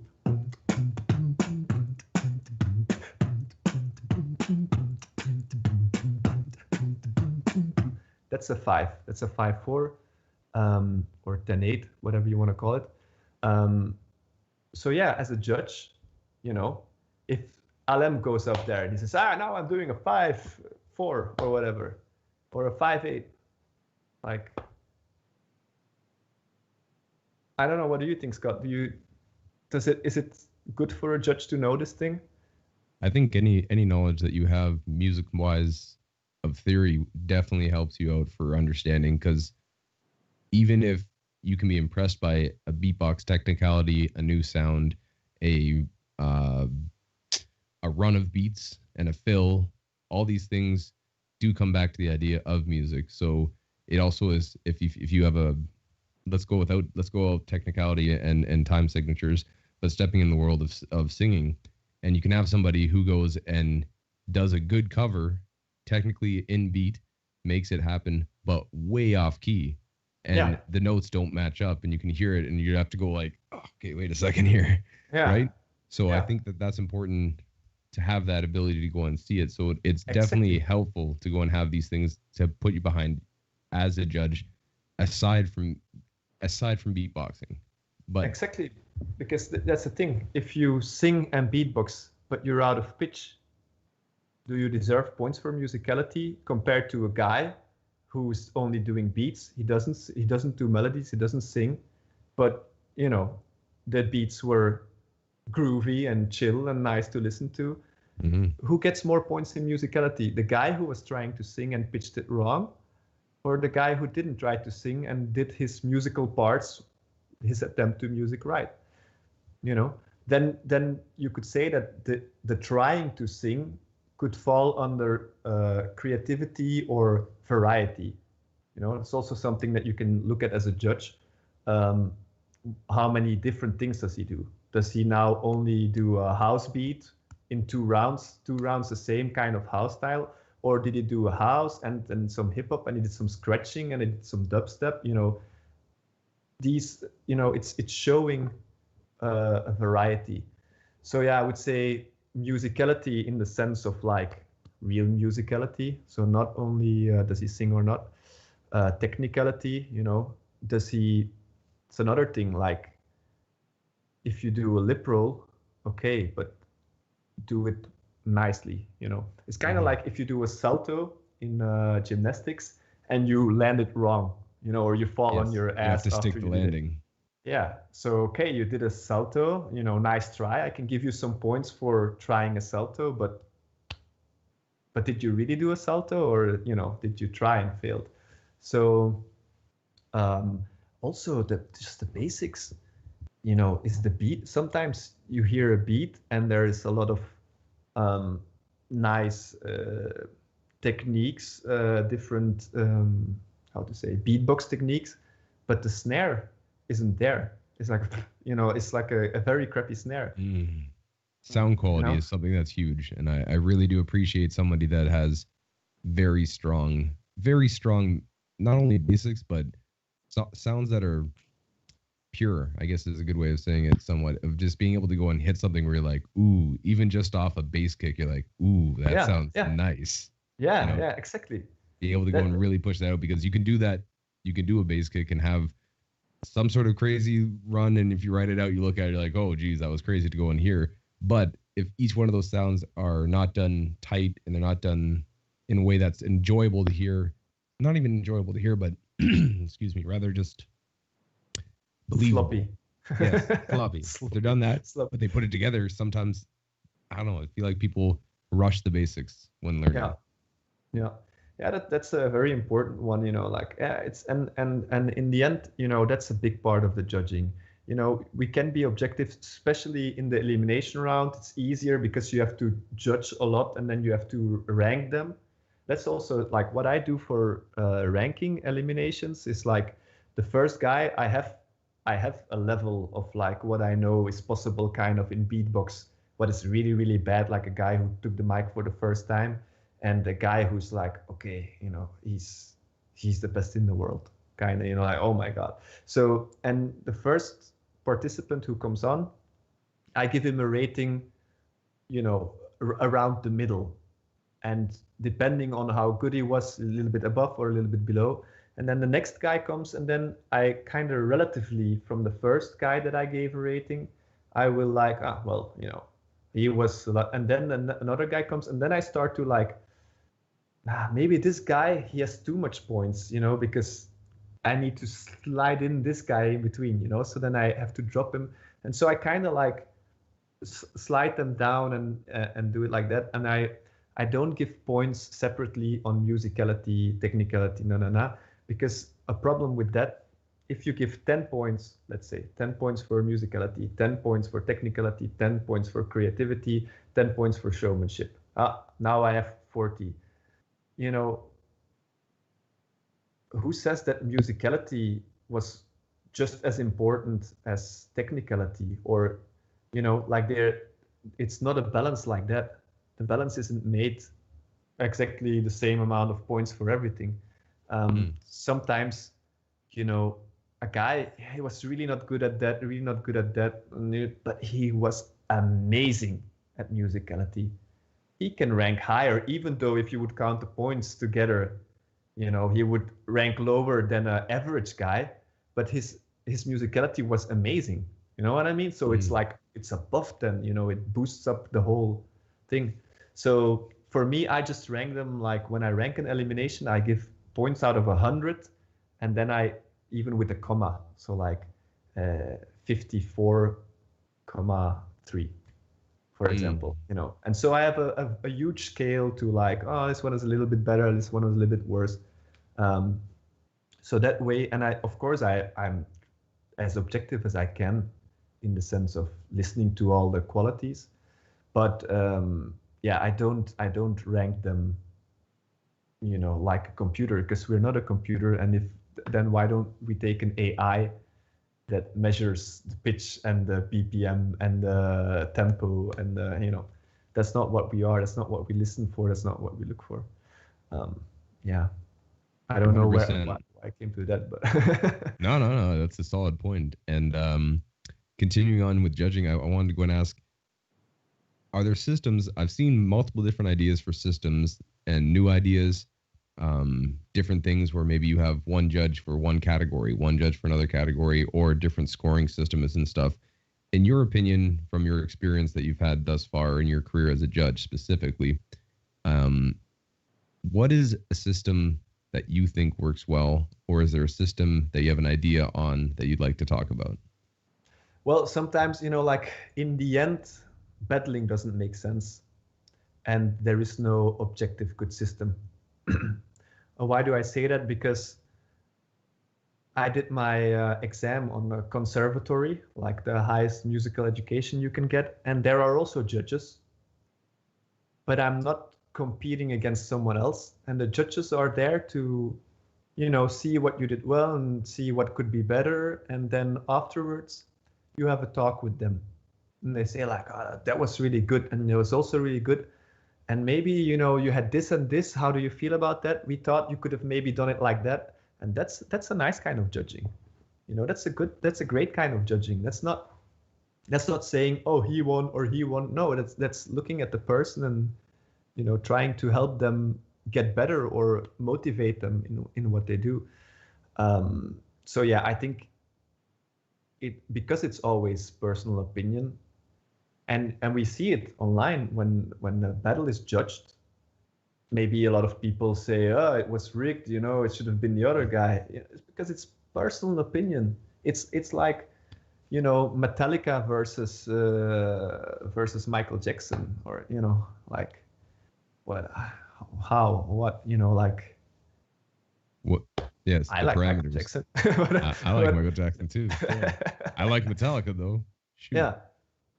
You know, like how would you judge that or choose that? It's always going to be, you know, it's a little bit absurd that we do these kind of battles, but it's a nice cultural thing, and let's keep on doing it. I'm not, you know, advocating against it. I'm just saying that there's never, we can talk a lot about what the best judging system is, but we're not going to get there. But as it is now, I like the tradition. So I like it when it's 3 judges or 5 judges. And I like it that everyone takes a vote, you know, here or there. If you go into the, you know, 1 judge for musicality, 1 judge for technicality, then you get again in the same problem where, okay, on musicality they were almost the same, but, you know, the left guy was a little bit more. On technicality, same, but the left guy was a little bit more. And then, you know, and then, but on that he was amazing. Then actually they were kind of the same, and this guy was amazing, but he will still lose. Yes. You know, because he was just a tiny little bit less. So that system also doesn't make sense. But what I do agree upon, and I talk a lot with Roxorloops actually from Denmark, I talk a lot about it with him, and it's a good thing to, you as a personal judge, you judge it on the whole. And then you make your decision still in your field. So say that it's, you know, it's almost the same. Then think about you. Okay, I'm Roxorloops. I'm about cleanness. I'm about groove. I'm about this and that. I'm not so much about lip rolls and inward bass, you know. So I can't really judge on that. But then, you know, this guy, I know that this guy was better in that, so I vote for him. And that's the same. That's why you want a different jury. You know, you don't want 5 Roxorloops there. Then you could have just as well have one. You know, so you want, you know, you want this kind of guy and that kind of guy and a different kind of guy there, and they judge the total.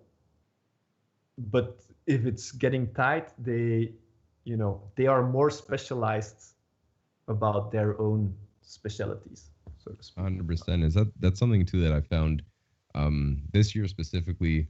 I was never too much into the online scene, and I didn't know so many talented beatboxers out there. And I'm so happy that Beatbox Talk and, you know, Swissbeatbox, and they just had the Mad Meal battle with the Mad Twins. They're coming out with another one. Keep on tuned for that.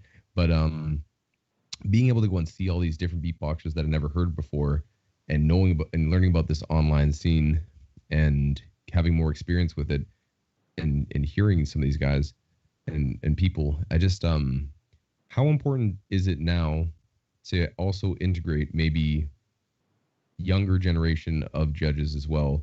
Because this is something that someone brought up to me and said there's stuff that I never heard before, but is commonplace somewhat in the online scene, and something that I've heard for the first time. I'm just sitting, I'm like, whoa, losing my mind.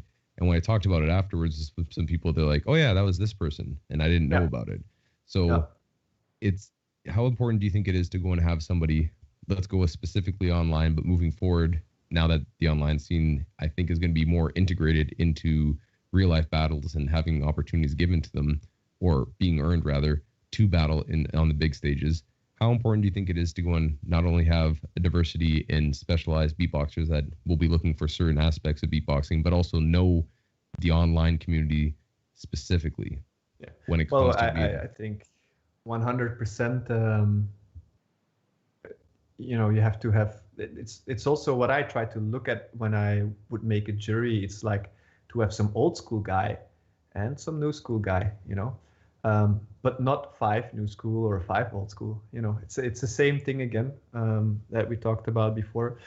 Yeah, I think it's important to, like, I would have, if I have 5 judges, I would have 1 spot for someone that I don't know if he's a good judge or not, but he's someone from this generation. You know, like, yes, we don't know if he has, because there's difference between battling and judging. You know, it's a huge difference between it. There's a huge difference between beatboxing and analyzing beatboxing and making a decision based upon many things. So yeah, I would have a spot always for the new guy, to give him, you know, to give a chance to a new guy to become a judge, because I think it's important to have judging experience. And like you said, with the online battles that are going on, when I have to judge a battle, I brush up. Like, I'm like, you know, I look at what's been done lately, and I look at what are the hypes, and, you know, but yeah, it's you know, it's way, like you said, there's way more going on than you can actually follow, unless you are battling every week in the online battles. You know, then you're following, and if you don't, or if you listen to the battles every week, then you're, you know, so it wouldn't be my specialty. I do brush up on stuff. I do check. I do watch Swissbeatbox. You know, like, I'm an old guy, but I do watch you guys. I do watch the new kids. I do practice your new techniques. But yeah, I'm for sure no specialist in all of that. That's why, like, a guy like Rocklaw that I mentioned before from Denmark, he like, for me, I would love to have him in a jury panel, because I visit him once in a while, and this guy is always, he knows what the hypes are. He knows all the techniques. He practices all the techniques. You know, that's a kind of guy that you would also need to have in a jury. A guy who's aware of all of that. But you also need a guy, an old school guy, who can be like, it might be new to you, but we used to do it already back in the days, because there's a lot of stuff that we actually used to do back in the days. lip roll and stuff. Like, I don't know if you remember Spit Mucus at the Useless from Killa Killa, where he has this that part in it, right? Yes, right? 100%. Yeah, and you know, these kind of sounds and stuff. Kenny Mohammed in the 90s, you know, like there's a lot of sounds that we actually also already know. And nowadays, let's say that it's also less about originality, in the sense that well, if you copy a routine 100%, that's kind of still not done. But you know, there are a lot of sounds which are allowed to be community sounds, let's call them, right? Inward bass, duck sound, spit snares, zippers, and so on, right? So so yeah, I mean, you need an old school guy, you need a new school guy, you need one in the middle, and most important, you need people who have judging experience. That's so nice to have, man. I loved Alexinho a lot as a judge. I've had him 2 times. We had him in Belgium and in Denmark. And he's, you know, like, he really takes it serious. He's really judging, you know, and he's make sure that everything is right and stuff. I like this kind of attitude, you know. Yeah, I had him in Canada as well for Great North Battle, and he was love that guy. Yeah, love that right? guy. Good guy to go and have on a jersey. Yes, very good judge. Stepping away from judging, let's get back onto your career and stuff, because that's the judging we can go and talk. We could continue talking about. Maybe that's something to go and do at a later date. Let's continue afterwards, right? Yes. I'll visit you in Canada. Yes, that needs to happen still. You came in Quebec in 2011, and I'd love to go and see you in Ontario and show you around some of the parts, you know. 2000, let's go back, let's see, 2009 or 2008 rather, you do some jams with DJ Scratch Frenetic or something like this. Scratch O'Frenick, I think is the way it was. It was on his birthday. You jam with him. And I want to go and ask you about something that I've noticed right off the start, and you've even said that you don't really care necessarily as much for the battling, but working with people and working in groups and working with different collectives that you've put together, but also been a part of, and doing a showcase. You did a showcase with a band and a female singer, Optrenden Sandrine. Again, translate. Optreden means performance. Oh, okay. Well, Sandrine is she's a Dutch, Belgian, Flemish singer. Yeah. But I want to go and ask, because you've worked. There's a list of people that you've worked with and continue to work with and having opportunities. How is it, aside from being, as you said, with the first group that you had, where you decided you need to have structure to it and really have it mapped out for performances and not freestyle necessarily, aside from just jamming, having fun, but actual performances?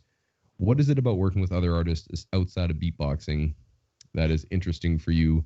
And is there any other ideas that you have that you would want to go and do now, after working with so many people, from singers to bands to working with your lovely girlfriend currently, to all sorts of different projects that you've been a part of? Is there something that you want to go and do that you haven't done yet? And also, why is it important for beatboxers to go and work with other people outside of the beatbox world? Well, let me tell you, like, it's one of the best things you can do is to work with others. That's one thing. And the second thing is, as you said, like, working with other styles and musicians. I did flamenco. And yes, flamenco, yeah, it's like the person clapping, and this is a street performance, or not street performance, but you had the stage, and it was a nighttime show.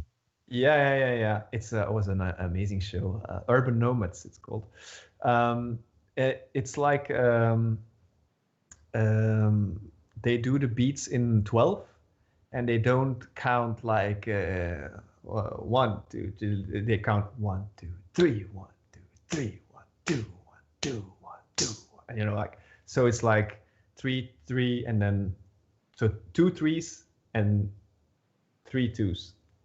Right, so 2 times 3 and 3 times 2 is 6 plus 6 is 12, and they, you know, they don't have an accent on 1. They have, you know, so it's just amazing to get thrown in, because at first, you know, you're trying to follow, and sometimes you have it, you have the groove, and then you kind of lost it, and then, oh, where do I jump back on the train? You know, like it's very.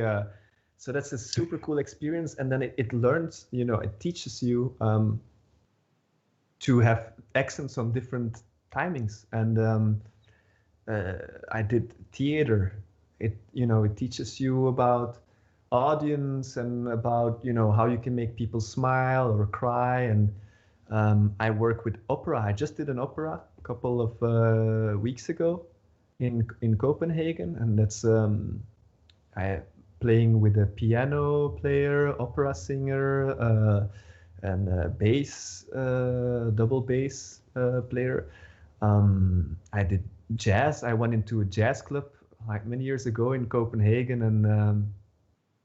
and they were like, it was the real jazz guys, and like I was there with my ex-girlfriend, and she was like, he's a beatboxer and stuff. And they were like, phew, they were saxophone player and drums and and then I went up and I smashed it. And I suddenly you're doing stuff and you're getting so much influences and you're just learning so much more. And I have a lot of beatboxers asking me, because like I have beatboxers writing me, and I'm actually also one of the guys who tries to answer all the messages. So but they, like, I don't know what to do, I'm stuck, creativity, I've been beatboxing for a couple of years and I don't know what to do. Work with other people, try totally different styles. I worked with a cappella groups, I worked with choirs. I work a lot with choirs, actually. I worked with bands, and or sometimes you have to work with a click track. That's also it's like the metronome in your ear, and you have to be with the metronome and not lose it while the rest is also playing. It's if you've done it, it's very hard. It's also challenging, but it's cool. It's a cool skill to have. And if you the first time it's a little bit scary, but then when you did it a couple of times, now when people ask me, you want to perform here, it's going to be on click track, no problem. Like click track, no problem. Flamenco, no problem. Opera, no problem. Like people can ask me anything. And that's also why I'm a professional beatboxer for so long. I do everything, anything they ask me. It's like I don't say no. Yeah. Being open to different ideas and getting that under your belt allows you to go and gives you that huge palette, and being able to go and express yourself in different avenues and learn from it. And whether you were doing working with a group of singers or working with, as you said, the theater projects that you did, I saw some of those too, which are super dope, doing kind of the Michael Winslow sound effects and adding in different stuff and the expressiveness of it. I really enjoyed that, to watch it, and being able to work with, as you said, one thing that came up too, that the click track one, because you told this story, and I believe it was with Whitloaf Bay, the group that you had, and you said it was 2000, I do believe it was 2011 when you did Euro Songs Again, and you end up winning and moving on with that group, and it was for with Love Baby, a song that you helped write, because you put it together with the .com of Belgium and the name. But I wanted to go and say the pressure that must be on and dealing with it. Dude, can you explain the practice that is needed to go and actually get that done? Because I've done it a few times myself, and when you're not the solo, and you have to be an accompaniment, so you're a piece of the puzzle. You can't just be like, well, I'm just gonna go and do this thing here and call me. No, because if you go off, you're gonna screw up the guitar player, and the singers are gonna be all off, and then you need to know your role. Falls, man. That's the thing. That's when you're working in a band. Actually, that's a cool thing. As a beatboxer, you're kind of the drummer, and the drummer is actually the conductor of a band. The drummer is the one who's like 1, 2, 3, 4, like he's the one who gives the count in. He's the one who does, when you do a roll in music, it's also to tell the rest of the band, remember, we're going into the chorus now, so that's your job as a drummer in a band and as a beatboxer, and you are the one who's keeping the tempo, and And yeah, especially when you're on click track, you know, it's you and the click track. Like actually, it's not so nice to do, because when I play on click track, and especially, you know, that Eurovision song thing, it's over 200 million viewers live. No pressure. You know, no pressure. A hall of it's 50,000 people in the hall. You know, you're in an arena playing. You have to watch the camera. You have to do a choreography. You know, like that you studied for 2 weeks, and it's, you know, it's on a weird stage, and but I have the click track like super loud in my ear. I have the click track loud, and then I have myself, you know, a little bit less even than the click track, and then the rest of the group is, you know, like somewhere there, you know, so I can still hear the music, but main focus is to not lose the click track, because the singers, they are a little bit more free. You know, a beatboxing percussion is like tak tak tak tak tak tak. It's mathematically, you have to be correct. A singer can be a little bit too long, a little bit too short, a little bit late, a little bit early. No problem as a singer.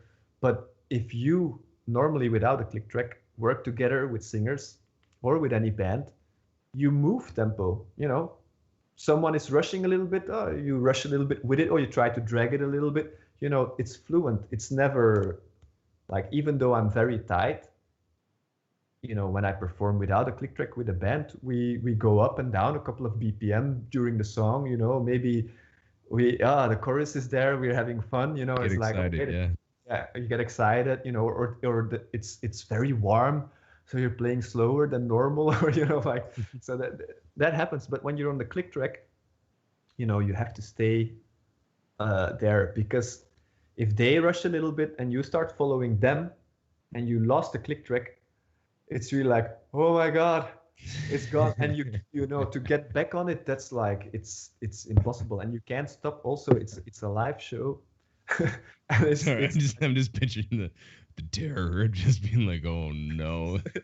Really, that's like, imagine. I'm so glad that went well. Like after it was over, it's like you know, it's like 3 minutes of pure concentration, and the cameras, everything is MIDI controlled, the screens behind you, the visuals, everything is like tick took took took change took took took there took took, you know. So if you're suddenly like holy shit, you know, everything is offset now. Like it's hell, but it's also, it feels really good when you accomplished it. And smash it out the park and end up winning too with that song. You end up winning and get to represent in the World Championships afterwards for Belgium, and that's super dope. And yeah, I'm going to fast forward a little bit into something that recently happened, where 2020 you get featured on the track Human, and with your, again, lovely girlfriend, and maybe we'll hear something from her eventually. But and it's for the Dansk Melody Grand Prix for Eurovision, and that got you into the finals of that, right? Yeah, it's like they choose 10 songs, and they can then go on television and present. You know, you get to see those 10 songs, and then they take 3 of them, which go to a super final. Yes. On the same day. You know, so it's like, okay, the rest is eliminated. Bye, thank you. We were not in those 3 that were called back, which was like, seriously, you know, it was. But on the other hand, I also, when we were asked for it, it's not our ID. You know, we were asked, hey, do you want to do this? So we were kind of asked into the project, and I didn't care about winning or losing. Of course, winning would have been nice. Being in the top 3, that was kind of my goal. You know, that would have been awesome. And yeah, not being in there, it kind of is like, well, that's a lot of effort, you know, because you have to learn the song, you have to go to all kinds of meetings. There are choreographies, there are costumes and stuff, you know, like you dress up, and like you have to decide on the visuals. It's a very big show, actually. Yeah, I've been learning that again. A Canadian, I have little knowledge of it until today, actually, where I was looking at it and I kind of was looking through. I'm like, oh my goodness, there's like this is a huge to do. Actually, like let me put on this like So, this behind yes, me here. You yes, see, yes. that's the stage. So Jeez. like on here, we are this tiny little spots we would be, and this is it looked like a spaceship, man. It looked like a Yeah, spaceship. that's when And you this, came out. You had the robotic half yeah, metal face or whatever you had there too. That was super dope. yeah. You just, yeah. But it's um, a huge thing, and the track is fire, man, and that's something that I've been enjoying listening to whilst getting ready for this, and I heard, and I'd seen and heard them, but you've been doing live streams with her, you've been recording different songs and putting out things and pushing it from when you first started doing stuff with her. From what I can see, it was like 2006ish, and then the first one was just a song, and it had the video with the cartoon. It's called "Kiss the Girl." And then oh yeah. that's the very first. Two, That was from 2000, 2000 16. what? 16, 16. yeah, probably, yeah. But Yeah, the amount that you guys have gotten tighter, and I don't know, it just looks fun. That looks like a fun project that you're a part of. So I want to go and just talk about that. How's that going? And talk about it. Tell the people what's happening with that. so yeah, Jasmine is she's also my girlfriend, but apart from that, she's like a great singer, and she actually also like I studied at conservatory, so which is Royal Academy for Music. It's like uh, how to say, like In it's a Aalborg, Denmark. university in Denmark. Yeah, it's Yeah. like university for music. Mm. Um, and she studied there as well, and we actually did choir and vocal leadership. So it's like anything with the voice, and it can be a cappella, beatbox, singing, choirs, without instruments, all with the voice. So that's she's just really good at. Wait, okay. This is gonna probably mess up. Like I don't know if I can show, but on the wall over there. Wait. All we see is the background still. What? Oh yeah. Wait. Let me turn off this background. Okay. So we have on the wall over there. You see the piano, and then Yes. you see. I could probably zoom a little bit here. Oh yeah. So it's like maybe I can focus also. Yeah. Okay. Different harmonic scales. Yeah. So that's okay. Now I have to put it back. Oh. Reestablish it. Hey.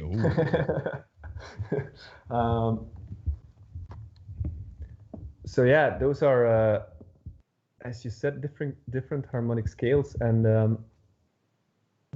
well, good enough for now. So she's very good at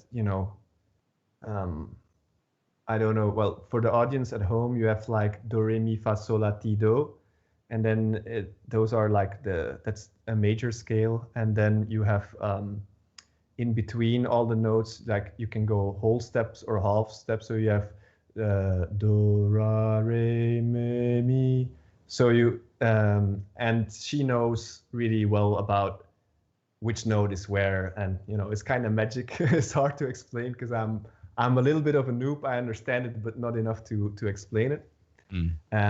But she can harmonize, and she can arrange things, and she sings really well. And so when we do live streams, we take the piano, and then we just we do songs that we chose, and we also do requests. The you can requests request are super a song. cool. Yeah. And she just then we look on the internet, get the tabs, the music score and the lyrics, and she just plays and sings from there. It's like, and I just do the beatboxing. I'm just a sidekick in this project. Yeah. Well, she also did the beatboxing, and you sang and played the guitar in one of the videos. Oh, that's true. That's true. Yeah. Playing instruments that you're not used to. Yeah. I play a very tiny little bit of guitar and a tiny little bit of piano, but yeah. And she beatboxes a tiny little bit. So, but yeah, it's like you should come to one of the streams and you can just request any song. We don't know all the songs, but if it's a song that we're like, yeah, we kind of know this one, then we just play it for you. I think there are some on YouTube. You can find some that you can some streams you can go and watch back. And they're dope. I suggest people watching it.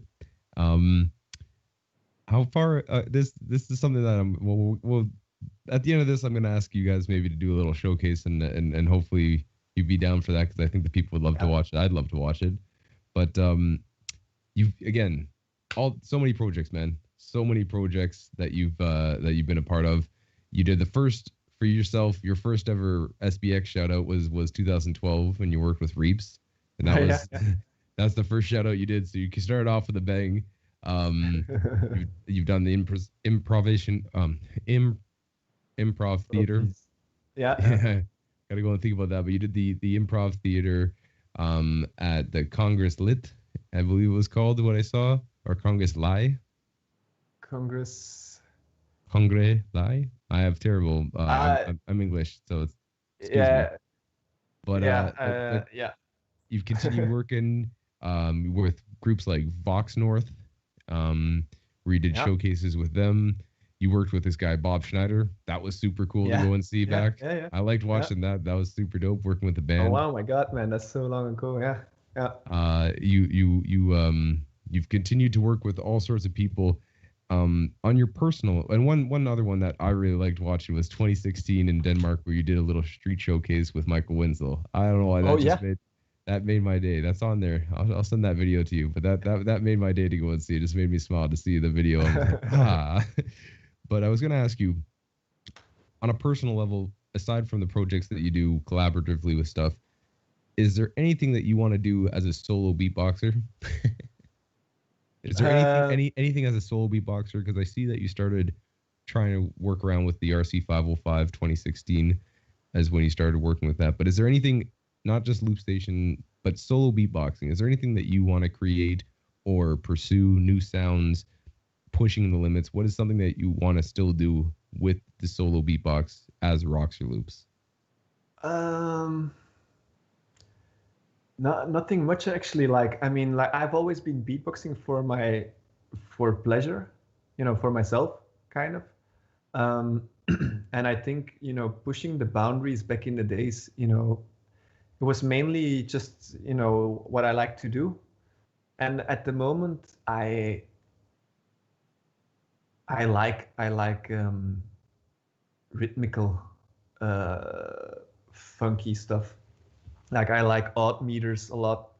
I like different grooves and different one thing I like, and it's not really a beatboxy kind of thing, but it's like this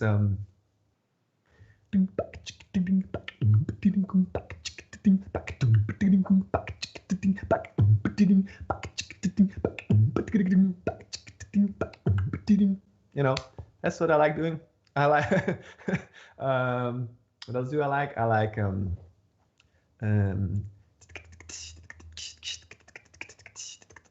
like hi-hats, it's something that it's never gonna be popular.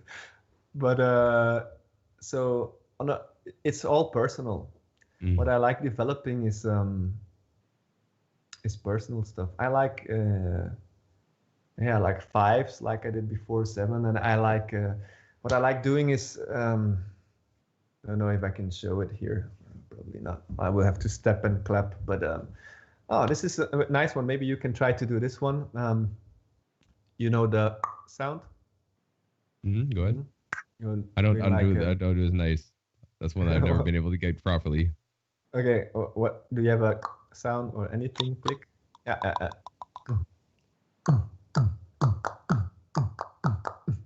I see. There is a good.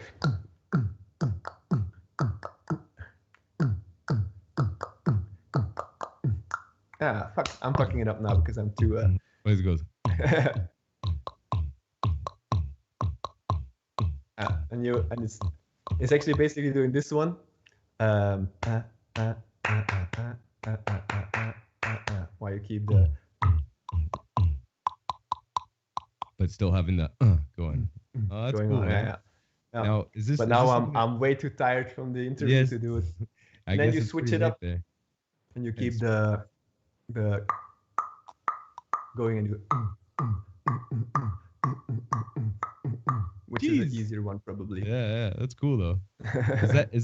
And before again, I don't want to go and keep you on here forever for hours and hours and hours and hours. But I was gonna ask you, is this something? Oh, now it just eluded me. Just all of a sudden eluded me from my head. I had a whole process and train of thought, but maybe I'm a little tired myself. Yeah, But, yeah, man. I also have the light on me. It's super warm in here. I'm a little bit dry throat. I'm like, how long have we been going? Like 2 hours or what? Something like that, approximately. But I was gonna say, so is this something that you learned when you went to the academy, the Royal Academy for Music in Denmark, and you worked there?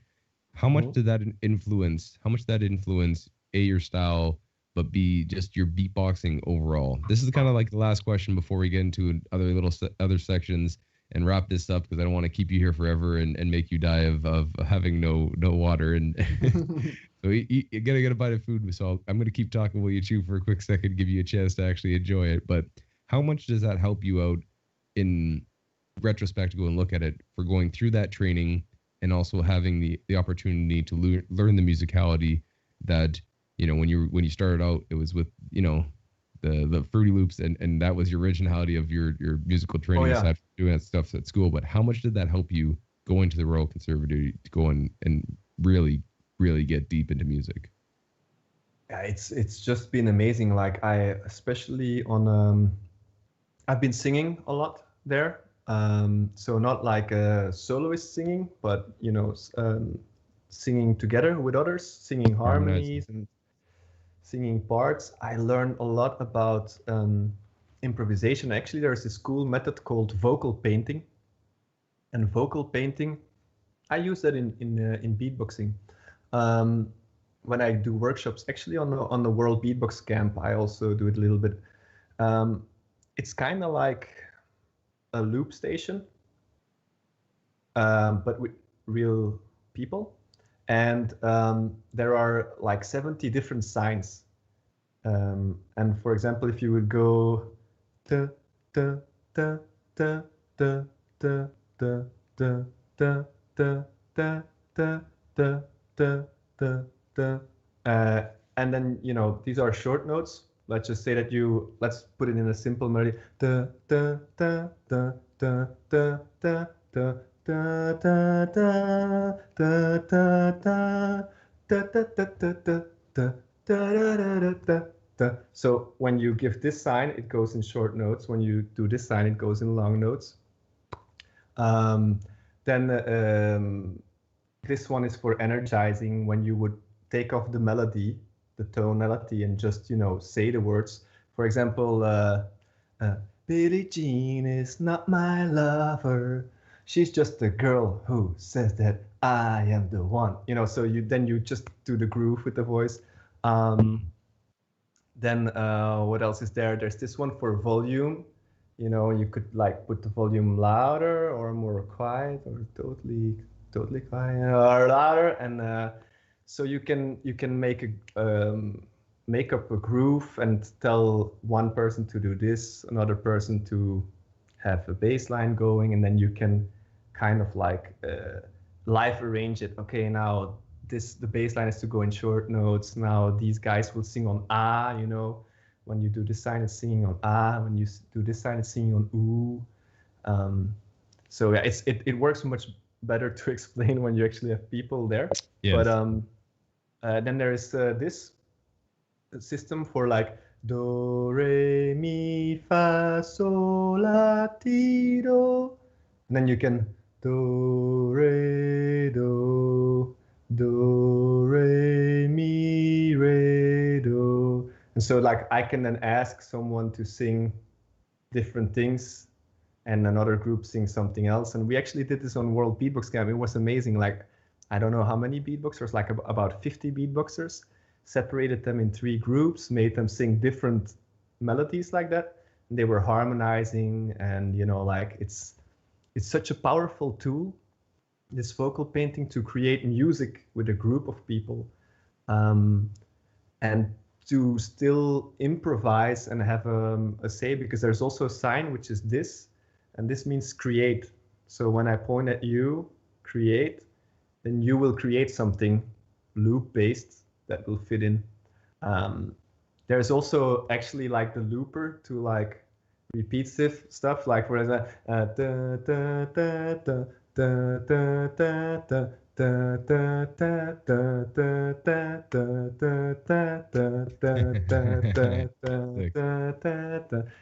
so you can remix stuff on the spot with a whole choir if you want to. That's very inspiring.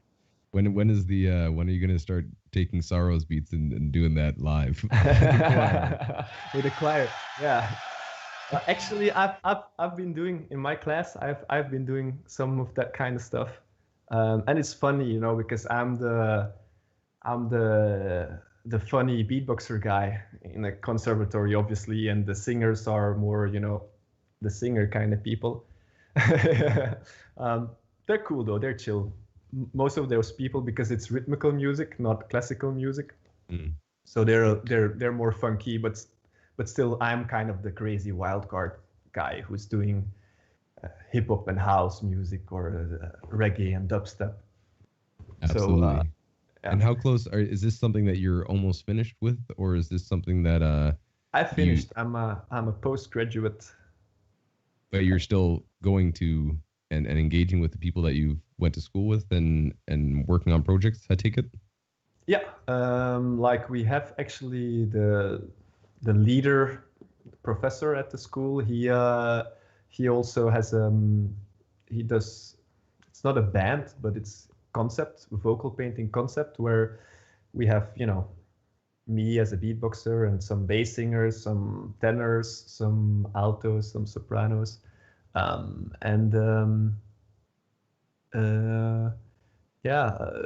he Anna Maria Hefner. Yes. The super overtone dope. Singing lady. Super dope. She's been part of that a couple of times as well.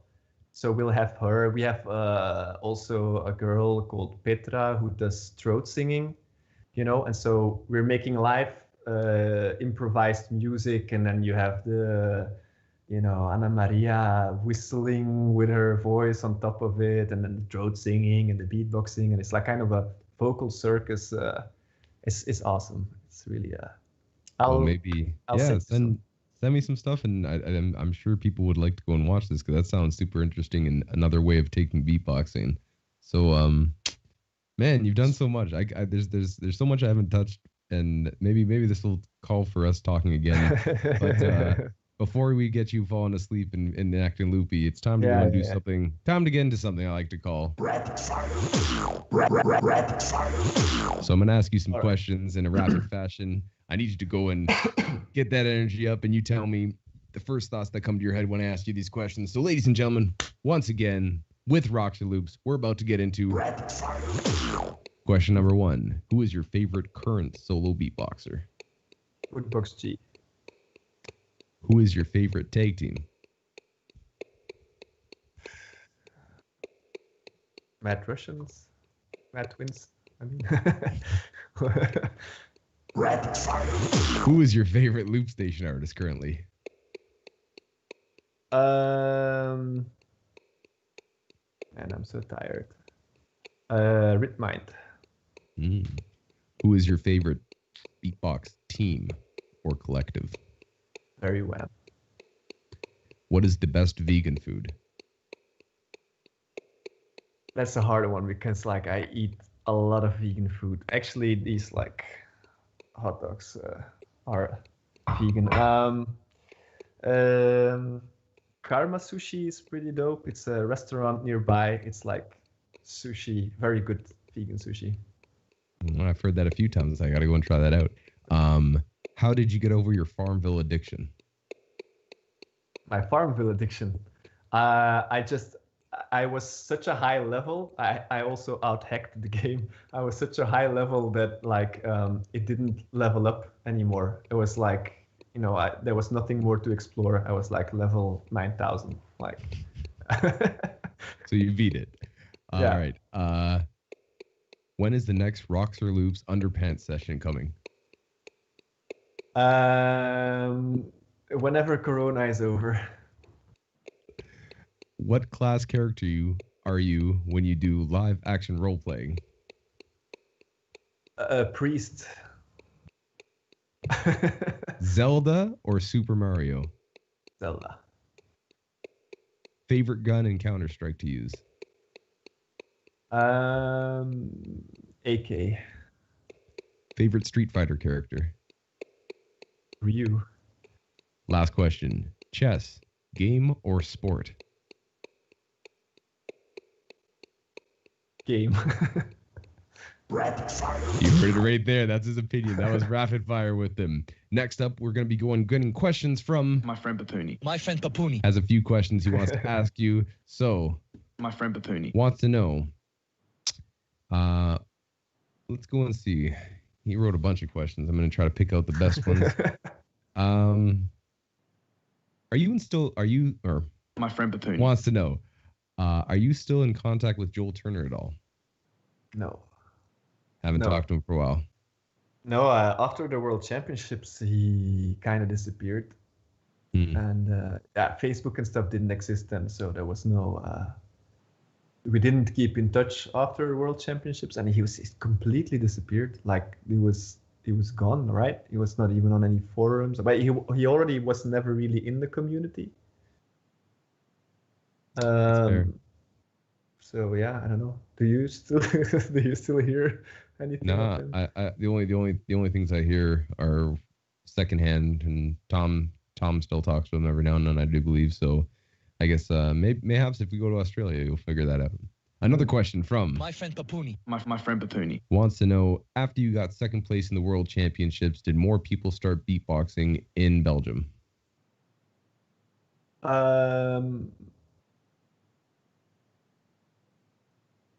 I don't know. I can't really. It's a good question, but probably it did, because it kind of got a little bit on TV, so it probably inspired a little bit. But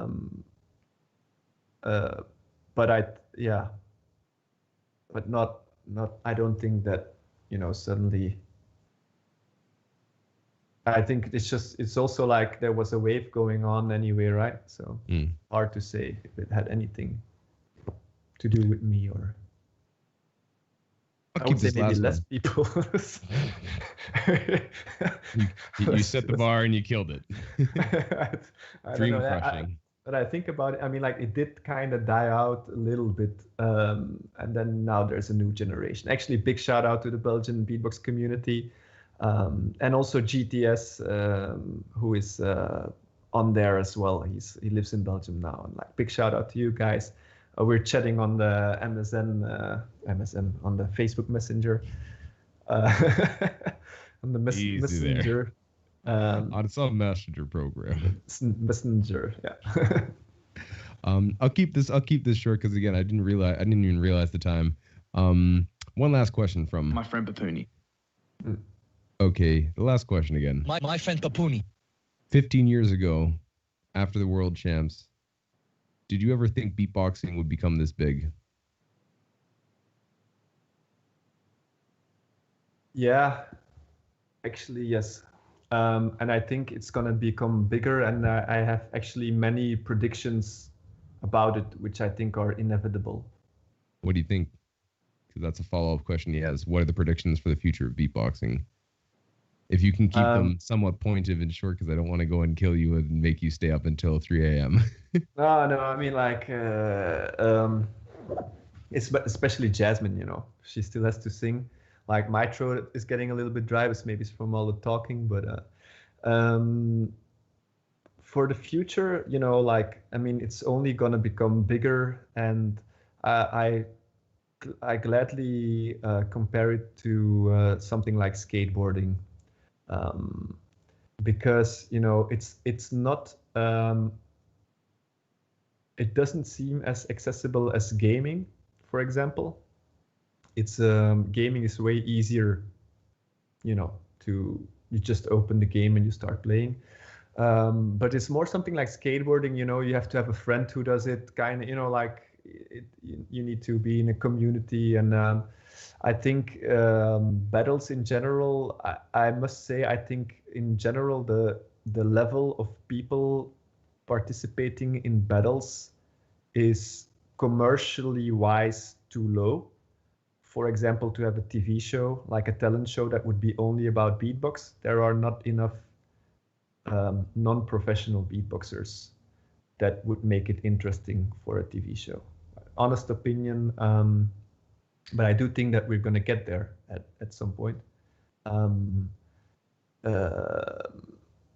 So yeah, that's I think, and maybe that's, you know, skateboarding is the same, right? There are some channels where skateboarding can have a place on, like TV channel, or, you know, like bigger. So I think beatboxing will probably reach a level where also prize money is going to be bigger for battles. I also think it's going to be more in schools. Like for now, I'm teaching it at a conservatory. So, you know, I think that's only going to continue. More people are going to take a similar route to mine, and there are some. Especially I remember from in France, there's a lot of interest in, you know, making it academic beatboxing. I have a few that I maybe rather still keep a bit to myself, because I'm working on on some projects. That's totally fair. Which I'm sure that if I don't do them, somebody else will do them, because that's how it goes with those things. They're not like, you know, they're not like, ooh, it's a genius idea that no one has. It's ideas that probably other people also had. But what I am also really working on is European Union, like to have a European Beatbox Association. No, not to, you know, like, we don't want the world, but it's easier to establish a European association, because there is the European Union, and we can get funds. Like we can get funds if we unite in a certain way. And I am very aware of how it can be done. It's just a matter of time, and also, you know, I'm not going to do it alone, kind of thing, you know, because I've been organizing battles, and I've been doing so much things, and there's so little you get in return. You know, like I've organized 5 or 6 Belgian championships, and I always lost money, you know, organizing them. Yes. This does happen until you have good sponsorship, and I organize battles too, so I understand the hardship. It's it's a large undertaking. But yeah, I think this is maybe I don't know if anyone is watching, but, you know, let's make a European Beatbox Association, and let's get my plan. And I'm gonna put this plan out because, you know, this is totally not for me. This is for the beatboxers.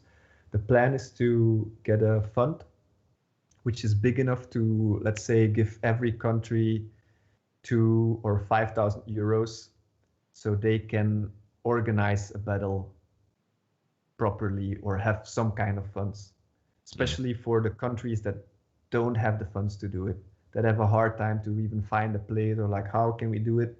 You know, you're part of the European Association, here is 2,000 euros, organize it in a small bar, whatever you want, you know, maybe with a little guideline of like, you need a sound system, you need judges, here are some people who come for free or for, you know, travel money and some food and a hotel.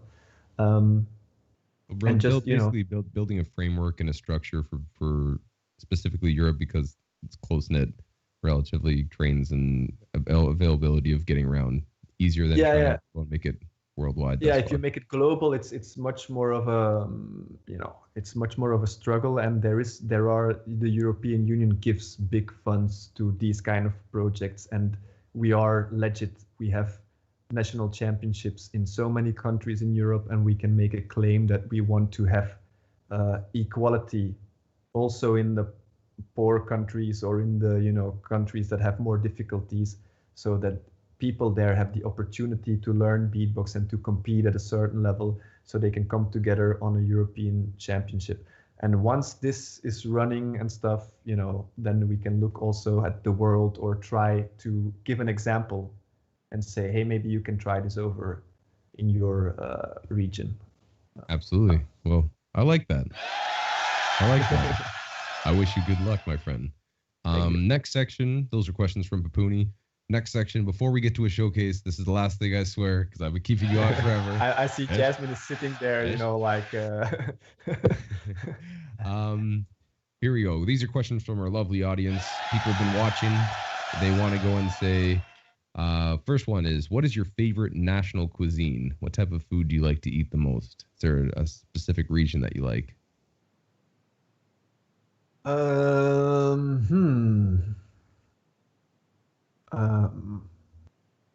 Yeah, let me think about that. I guess probably in Indian.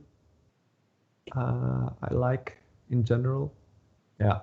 Very fire. Well, yeah, and yeah, Asian, let's say, like maybe it's not national cuisine, but and it's probably also because I'm vegan, and there's a lot of things. They have a long tradition of vegan food. Mm-hmm. In Asia, more so than over here. It's more things are based on dead animals here. So, yeah. All right. Another question from our audience. They want to know,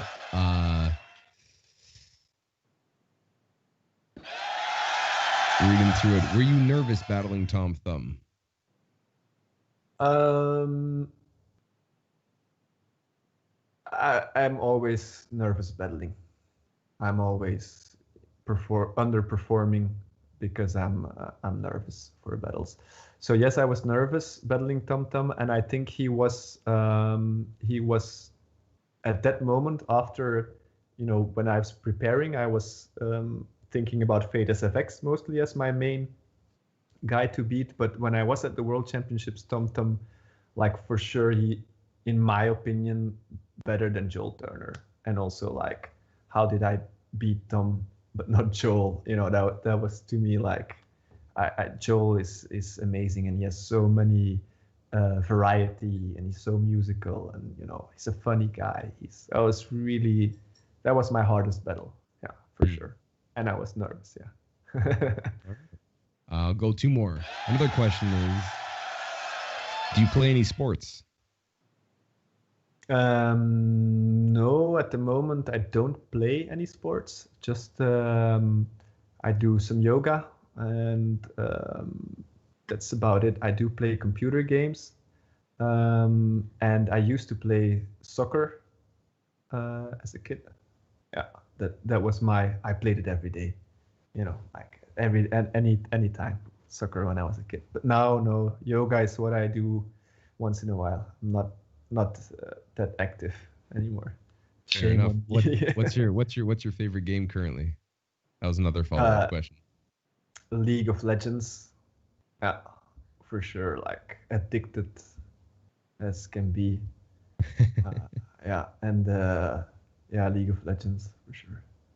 All right, last question is there's a lot of questions about your appearance, but you've answered this before. They're asking about your hair and stuff, but I want to go and ask this one just because it's a fun question. What's your favorite genre of film? What's your favorite genre of movie to watch?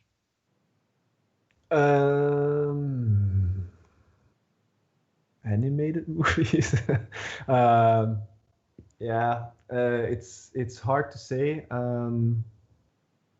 I like. Did you see Parasite? I have not seen Parasite, but it's the one that I've been told to watch. I just haven't been watching anything really, to be honest with you. That's a good one. And it's kind of, it's this kind of movie, it's high quality movie.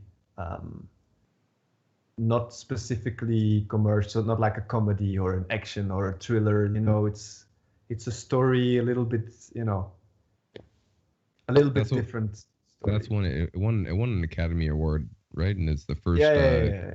Korean-based one that did that, right? Yeah. It's a really good movie. But if not, I like watching animated movies. I like Studio Ghibli a lot. And Disney also. I like Disney a lot. Favorite movie, Disney animated movie from back in the days and maybe ever is The Little Mermaid.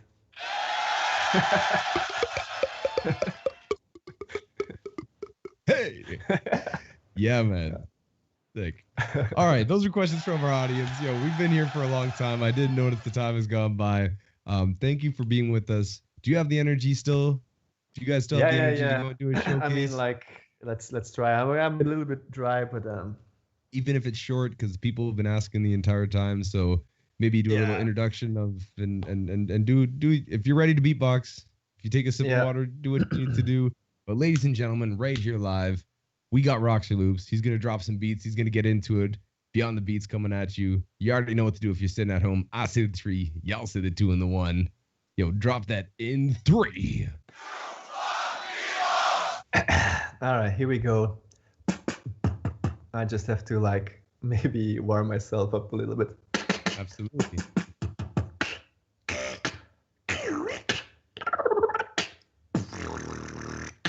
Spam.